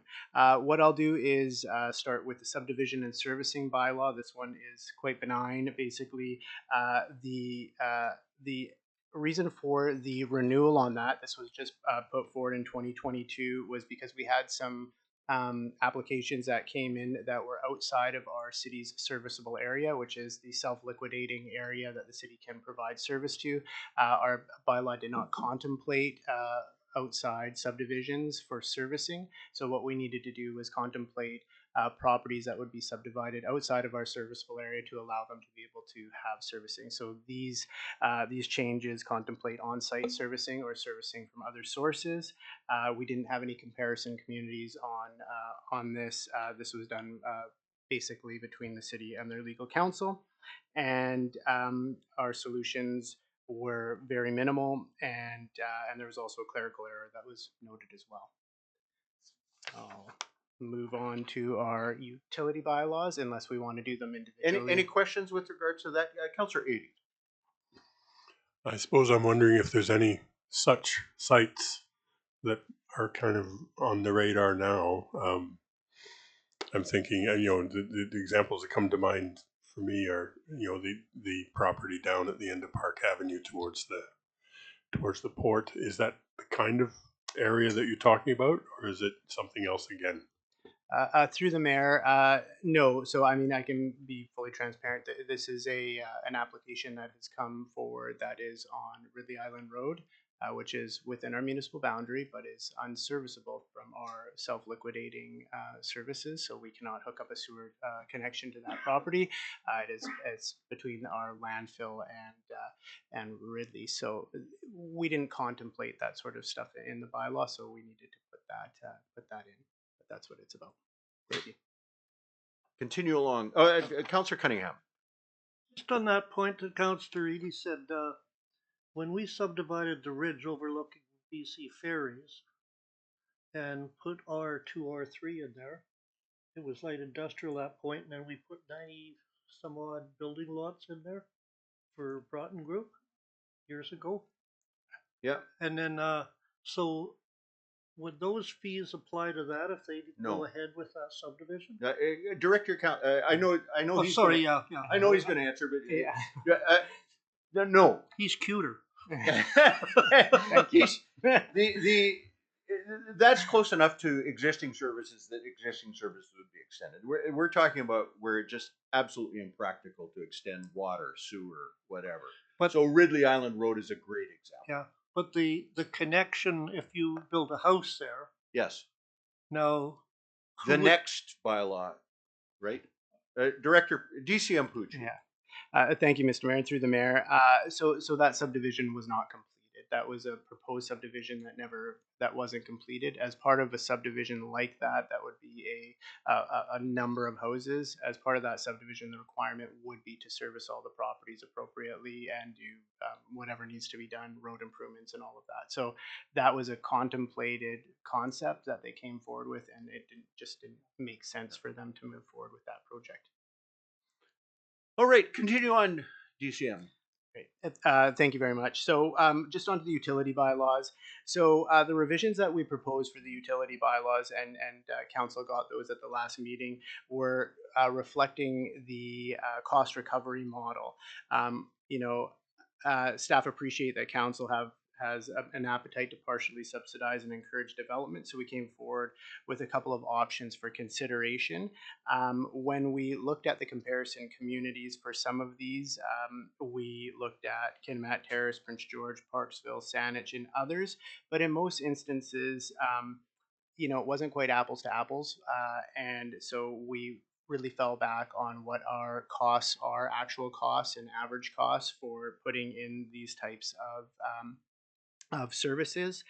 We also did add language around actual cost if less. So if we did come in under some of these numbers, then they would not get charged the full freight on them. Also, we noted that in other communities' bylaws, there was some things around time of year where there was cheaper rates versus more expensive rates, and we also saw that there was different rates for unusual ground conditions that could be encountered during the installation of a service. But in the end, we really looked at the average cost, and we looked at getting closer to that cost recovery method under the bylaw. So again, for council, I think you fully appreciate it, but The issue is to date, taxes are subsidizing the hookup, right? Correct? DCM Pucci. Yeah, thank you, Mr. Mayor. So it would be your fees associated with Or your the fees from within the utility. Okay, so yes. so other users are subsidizing the hookup.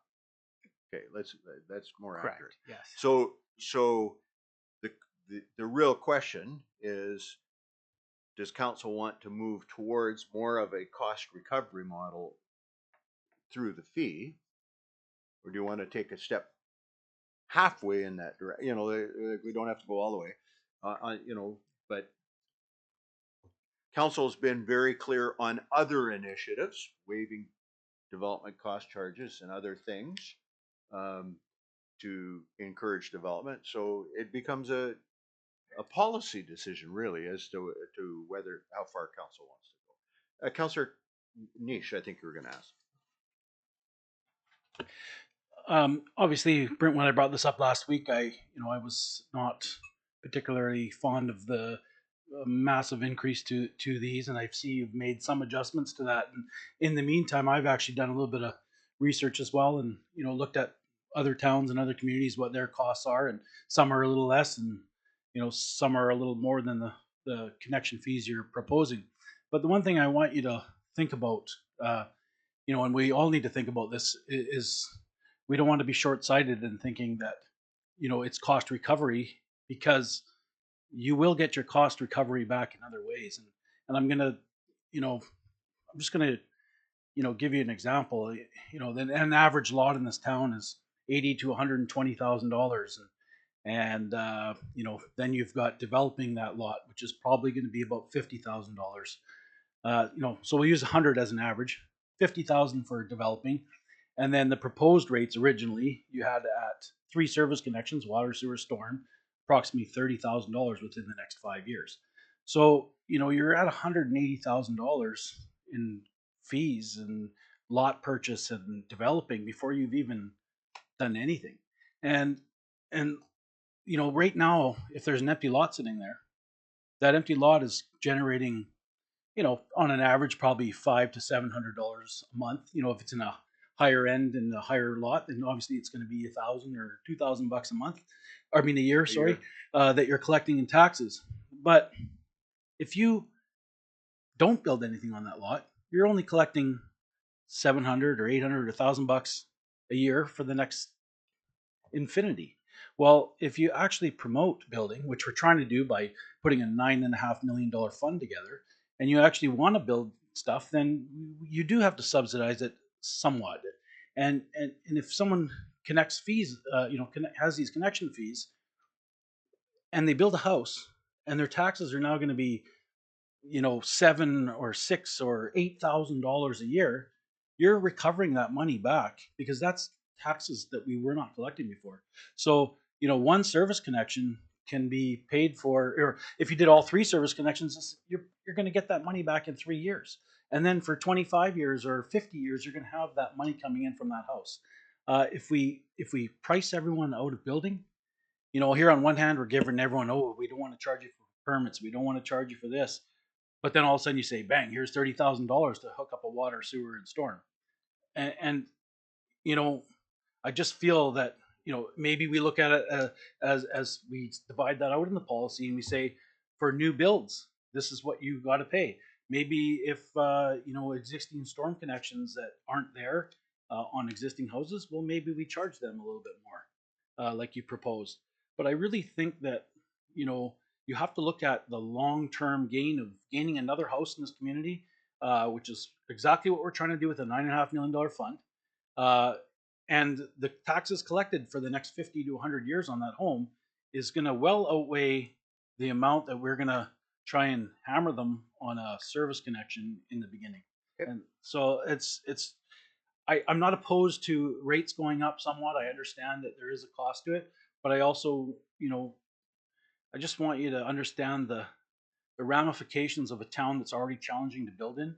And my constant muskeg rant, and to throw additional costs that are so extreme on top of someone before they even do anything, and Points that's made. Got it. Thank you. Councillor Forster. Um, And I do see you, Dr. Buchan, but go ahead, thanks. Councillor Forster. And my question might be premature. Because I hear what Councillor Niche is saying, and Yeah. I fully agree and respect. And on the other hand, I've also heard that if we don't increase them, taxpayers have to pay the difference. The other utility users. The other Correct. utility users. So I hear both truths. And I think that both truths are equally important. I'm curious. I see we've got a potential middle ground, and I love middle grounds sometimes. Sometimes I hate middle grounds, depends on which side I'm on. If it's outlined somewhere clearly for me, if we go each option, what the consequence to utility players is. Because I think that's important when we're looking at all these, because I do agree we need more housing, and we're going to scare people away if we increase the rate too much. I also think that if I'm asking somebody to pay more money for their neighbor to be able to build a house, that might be a hard pill for some people to swallow. So I want to see all the options so that then we're clear. And I really like the idea of somewhere outlining everything. If you want to build a new house, this is how much it's going to cost and how much it's going to actually benefit the community. The other side. I agree. I think Councillor Nish raised a very good point. Dr. Buchan. Thank you, Your Worship. Maybe I'll say some of the things that have been said in a slightly different way. So the costs are the costs. We're not creating additional costs. We're trying to the bylaw initially was there to help recover costs.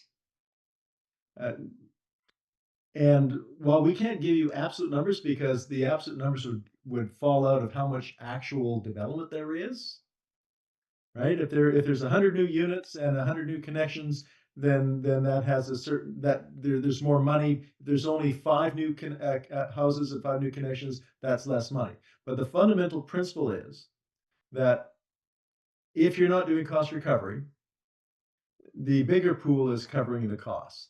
So if council says let's subsidize the costs by using the broader pool of utility payers, or if we had a different system, the taxpayer, if we did that, we think that's a good idea because we want to see development. That's an entirely legitimate policy approach because council's doing that now with the revitalization tax exemption, with the development fee waiver, with the no fees for applications at this point in order to spur development. That's the position that council's in right now, and that's a reasonable approach. I think what we simply want you to be aware of is, in doing so, the consequence is there will be higher utility fees. So it's not that the money, the cost is going away. It's a matter of how it's paid. And so you're saying, and it makes sense. Let's keep the connection fees lower and the fees higher to cover the costs. That is the choice, and it's not an enviable choice.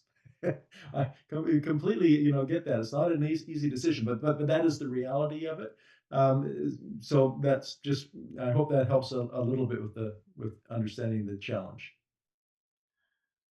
Councillor Nish. The one point I just want to get across though is if you charge too much and nobody builds anything, then the revenue from taxes is going to stay stagnant. Right. If you increase, sure, like the saying is, you got to spend money to make money, and that's essentially what I'm trying to say with this is, yes, maybe for there is a slight subsidization, but at the end of the day, 3 years down the road, for the next 100 years, that house is now just paying way more taxes, and that's the key that I'm trying to get across here. Because you've achieved your goal, okay. believe me. Well, good, because I really, to me, that's super. If we don't have anything built, we're not going. We're going to stay stagnant. Absolutely. You made your point. DCM Pucci, continue. Oh, well, Dr. Buchan. Sorry, in response to Councilor Nisha's point, yes, more tax revenues will come in if we get more development. That is the outcome that we're after growth and all the spin-offs that come with it. But be aware, the more growth that we have, the more service demand there is.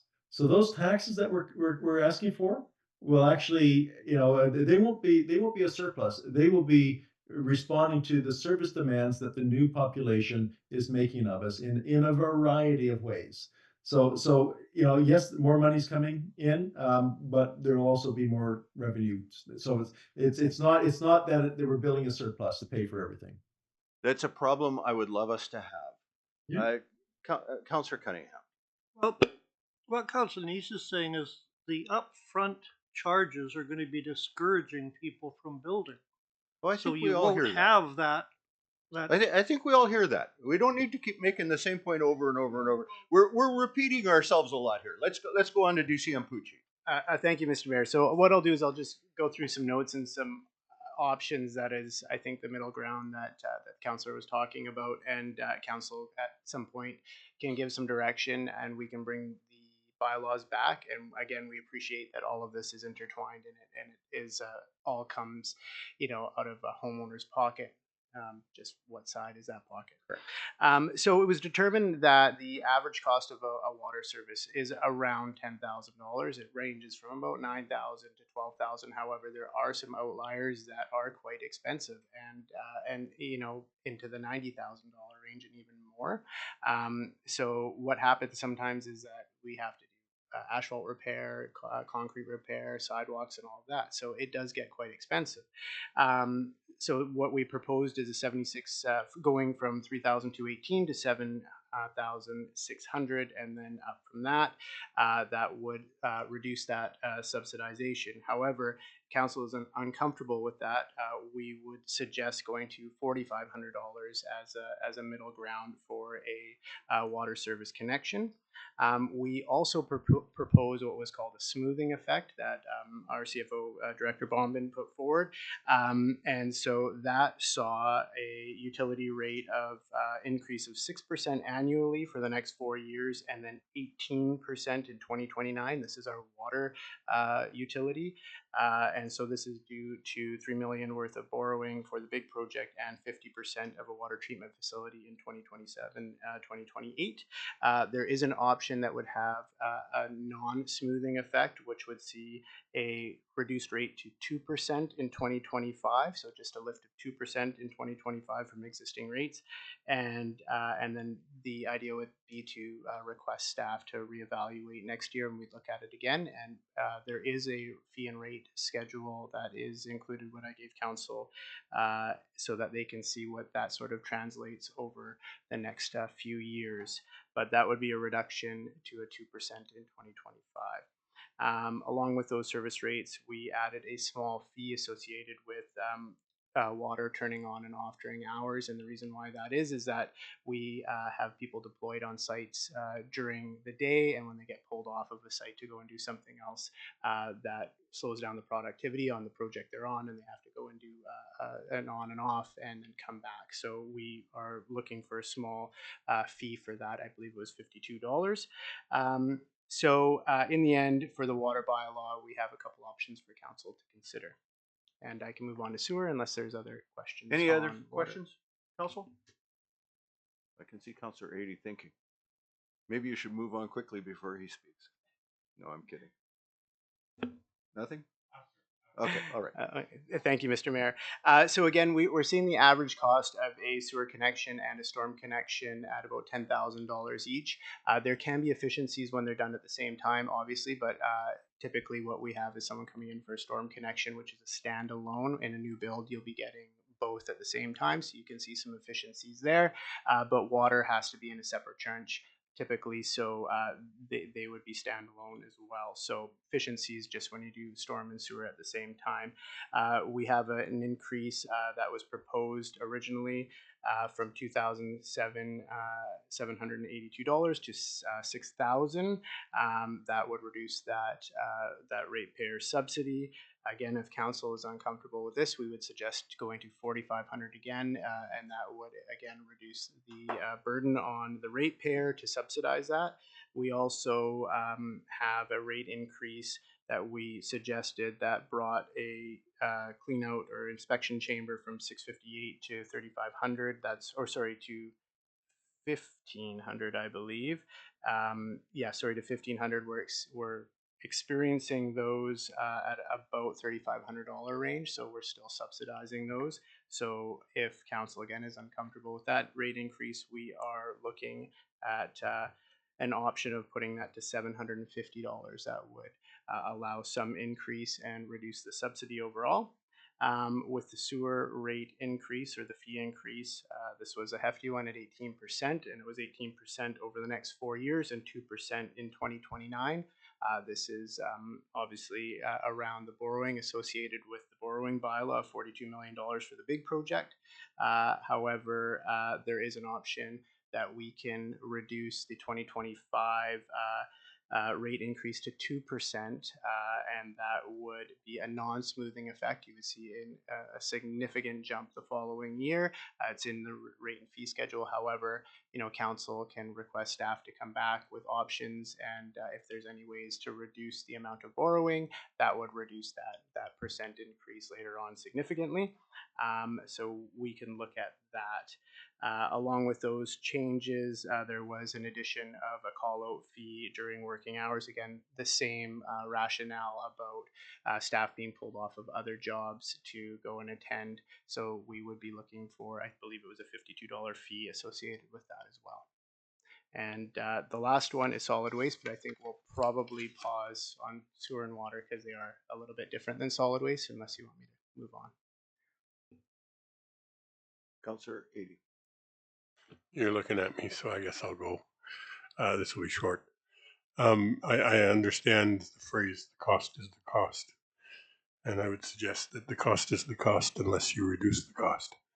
So with that in mind, the property owners, the taxpayers, or utility payers, and utility payers, they are the same people, and they have one pocket. And as you said, these things are intertwined perceptibly this year. So the reason I posed the questions I did is that I would like to know if we are in a place where the cost indeed is just the cost. Because at that point we start considering the options that DCM Pucci is putting to us, and it's the same amount of money. It's just putting the chairs in a different place on the deck, right? And we can make thoughtful choices about that. But I think understanding whether there's another path in terms of the absolute cost, taxes and utilities combined, and whether there's options there, I think that comes first, and that's why I asked the questions I did. Continue on, DCM Pucci. Thank you, Mr. Mayor. So the last one is our solid waste bylaw, which council asked some questions on at the last meeting. Basically, the current bylaw that we had was from I believe it was 2020 or 2021, and at that time we didn't have a liquid waste facility on the site. Now we have a facility, so it didn't contemplate that at the time. So what we wanted to do, and as we had a preventable spill that happened earlier this year, we needed to look to mitigate risks and come up with new procedures and policies associated with that site. Included in that was we had to work with consultants and the Ministry of Environment and Environment Canada and Climate Change in order to impose some of those new regulations and get our facility back open. as council is aware, and I think that the mayor put it very clearly at the last meeting, is that our site is not the best site to operate a landfill. We are in extremely wet environment. We're also beholden to two separate regulators. We're beholden to Environment Canada and climate change because we are discharging into the ocean, and we're also beholden to the Ministry of Environment, who hold our permit associated with our waste discharge, which is landfilling. They both have very strict regulations, and the Trump one is obviously Environment Canada and climate change. So we are we have a lot of meetings with them, and we have to satisfy all of their requirements.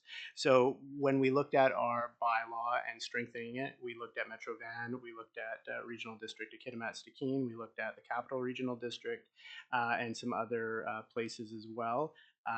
But ultimately, we looked at places that had liquid waste facilities, and we tried to look at ones that were more on the coast, because it is extremely different operating a facility on the coast versus operating one inland. The revisions to the bylaw, we wanted to look at cost recovery because we are in a sort of a time when we're not collecting enough revenue to run the site. So we have attached a fee schedule that has a 6% annual increase. We did bump some numbers associated with liquid waste and with a couple other segmented disposal items. But what I've suggested moving forward in the one that I brought to council is just keeping it 6% across the board, which would just have an annual increase of 6%. And so I think that is more of a smoothed out piece for council. I've also looked at one of the minimal charge, which we had increased to $12 as a minimal, and reduced it for consideration, reduced it back to $10. That's our current minimum charge. Talking with our team, it's not a significant amount of money, and coming in at $10 is what we would that wouldn't make incremental difference in our revenue. So we're happy to keep that at $10 for consideration. And basically, again, you know, we have a site. We are under consideration for a fine right now from the Ministry of Environment, unfortunately, due to the spill. So we are still navigating through that. So a lot of this work that we are doing in the bylaw is reflective of that. Some of the issues that we've heard from council is around combined loads. That was an area of concern. That is not it's not mandatory to have split loads or single loads come in. However, the generator is responsible. This is allows whoever is hauling the waste to be able to go back to the party and be able to say, you know, that load was tainted, and so I came from you, and then that burden of can be passed back onto the generator. It's a lot more difficult when you have combined loads coming in. When we discuss this with our consultant and the ministry, they said that some communities allow combined, some don't, and the ones that do have combined have stricter contracts with the haulers and users of the facility, and that typically in those cases they hold a deposit with those haulers to ensure that if anything comes on, that there's a deposit on site. We also heard from council about a fob system coming in, and as a user coming in either after hours, during hours, or what have you. Our site is more rural than a lot of other sites. Our site is not lit well in the night. It has dead spots with communication. All of this can be dealt with, but it all takes money, and so we can look at that in the future. But at this time, there isn't an appetite from staff to move there unless there's a considerable amount of money spent, so that that it can be fitted out to be safe for someone to be on that site without a lot of supervision.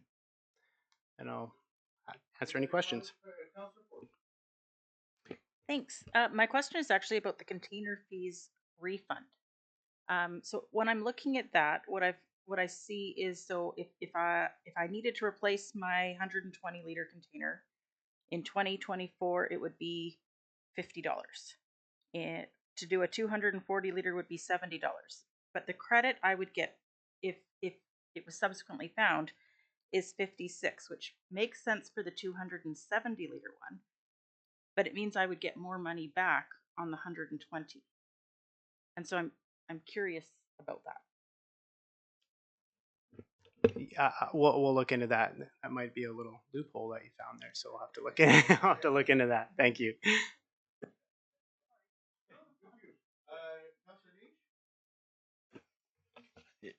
With the solid waste bylaw, the split loads like you had raised, we talked about this last week about separating loads and the requirements to do that, and I think that's it's pretty prohibitive to a business that would have to drive singly out to the landfill every time to do that. So I think we want to work with business and try and make sure that they're able to be competitive. And another issue raised was I don't know if this includes in the 6%. I haven't looked at it close enough yet, but the fees that we charge, and I understand, there again, muskegg's our problem. It costs us a lot to build a dump. It costs us a lot to operate a dump compared to anyone else. So I do understand there is a higher cost than other communities for every reason. Building, maintaining, they don't have 10 feet of water running through their dump every day or every year like we do. So I do understand there is cost, but when when we're not encouraging, but when it's cheaper for someone to drive from Terrace and empty a bunch of sewer, whether they're outhouses or whatever they are, and bring that to another facility in another town, and it's 50% cheaper than it is to do that, then we're discouraging a local business from being able to do business and be competitive. And so will that hurt us? Like, will we not generate the money that we were thinking we're going to generate because people are going to another facility? And so I think we have to weigh those things out too. Is if none of our local operators are going to be able to compete, and it's coming all from out of town, and they're just taking it back out of town with them. One thing that's obviously makes it cheaper for us to operate that facility, but it also is discouraging locals from doing the work. If it's if it's cheaper for them to, I mean, I guess the locals could do it too and take it to another facility if that's allowed. I don't know, but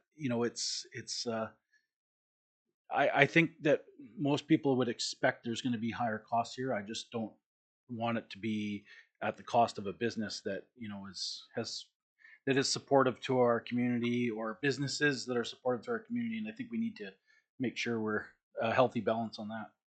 Councillor Cunningham. Well, on the solid waste, I mentioned a little bit earlier, but there's some things in there that I think we should discuss, and maybe I don't know how to change them, but I think the city should be open to changes. Like picking up a container, and it has to be disposed of immediately. And if you're picking it up on a Friday night or something, and you can't take it to the dump until Monday, why can't you just leave it on the truck or leave it in your yard until Monday and take it there? Why do you have to pay $465 to have somebody come out to dump it in the weekend? And from what I understand, some of the villages barge their waste in. It doesn't get here until late, and it can't be offloaded. But you could leave, the generator can leave that same container on his property all weekend without any repercussions, and then get picked up. Thank you, Mr. Mayor. So there's a couple things there. So a generator owns that material until it gets brought to our site. If it comes to our site, and it comes across our scale, then it becomes ours. So if there's something in that isn't allowed and it stays on their site, then that's that's fully on them. So if you think about demo debris sitting on somebody's property in their driveway, and they want to bring it to the city landfill on like Saturday, then there is an extra cost for that. If it stays on their site till Monday, that doesn't for the city landfill, that doesn't really make any difference for us. They own that material. They have to deal with any unsightly blowing wind, anything like that that has to happen. Now, there is a cost to dump on the weekend because we are not staffed the same way Monday to Friday as we are on Saturdays. So I have Jordan here, but I believe, and correct me if I'm wrong, I think we have four staff on Monday to Friday and only two. Is it two? Two on the weekend. So we have a person that's in the scale and then one out. And on regular days, there's four people there, so we have people actively burying and things like that. Whereas in this case, on the weekend, we just don't have the staff there, so they have to call ahead and we have to bring somebody in to deal with that.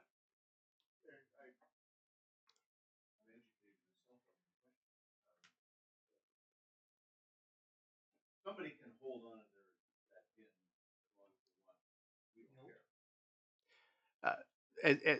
As Mr. Mayor, as far as I'm aware, it would depend on the material in it. So if you have, if you're demoing your house and you have a bin in front of your property, we're not requiring you to bring that bin to the City of Prince Rupert landfill until you're ready to bring it to us. Councillor Cunningham, continue.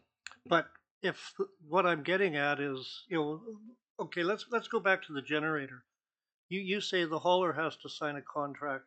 Why doesn't the generator, who's responsible for that load, sign the contract instead of the hauler? That's my first question. Thank you. Through the mayor, is that we're the City of Prince Rupert is the receiver. We're not going to be chasing the generator or the homeowner. The hauler is the one that's bringing it to us. We have we're not going past that point to talk to the homeowner or to talk to the generator, whether they're an industrial property in the industrial site or wherever they are. We have a hauler bringing material to us, and so they should be signing those types of agreements with the generator, so that if something is contaminated within that load, which they might not know about, they have the ability to go back to the generator, just like we would go back on the hauler. Then they would then pass on that and go back to the generator. Okay, well, back to the other question. When you pick up a container after hours, it says in the bylaw it has to be dumped immediately at an approved site. But you can't hold on to that container till Monday to avoid the $465 fee and take it out on Monday, whether you leave it on your truck. But I've spoken to both disposal companies in town, and they think this is kind of like, why can't either disposal company just leave that container in their yard and take it out on Monday to avoid the $465 charge? Because it says in the bylaw it has to be disposed of immediately, and it also says you can't, they can't leave it in their yard, but the generator can leave it in his yard. What's the difference? Like whether it's sitting in an industrial site or sitting in a disposal company's site, or if it's sitting on a truck. I just don't see the difference. I thank you, Mr. Mayor. I think what we'll do is we'll come back with that one. I can think of some reasons why it would be like if it was, say, asbestos or something like that. We wouldn't want that picked up and just put somewhere where it could actually get people into it. But I'll come back with an answer to that to make sure that it's is related to a regulation. Thank you. Thank you, Mr. Mayor. Yeah, again about the solid waste fee, right? So that increase, I think we all agree, like we was supporting like local jobs, local business, right? So this kind of fees, right, compared to other communities, it's not working that way. Like we are not supporting our local jobs, no local business. So I think we should be looking back into that compared to other communities in that countries. Yeah. Anything else, Council? Go ahead. Go ahead, Councillor. DC Pucci will be getting back to us, so if we've got other questions, we can ask him or Jordan.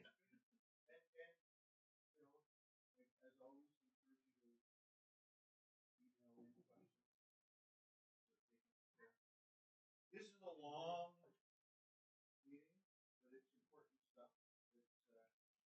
There is one resolution we kind of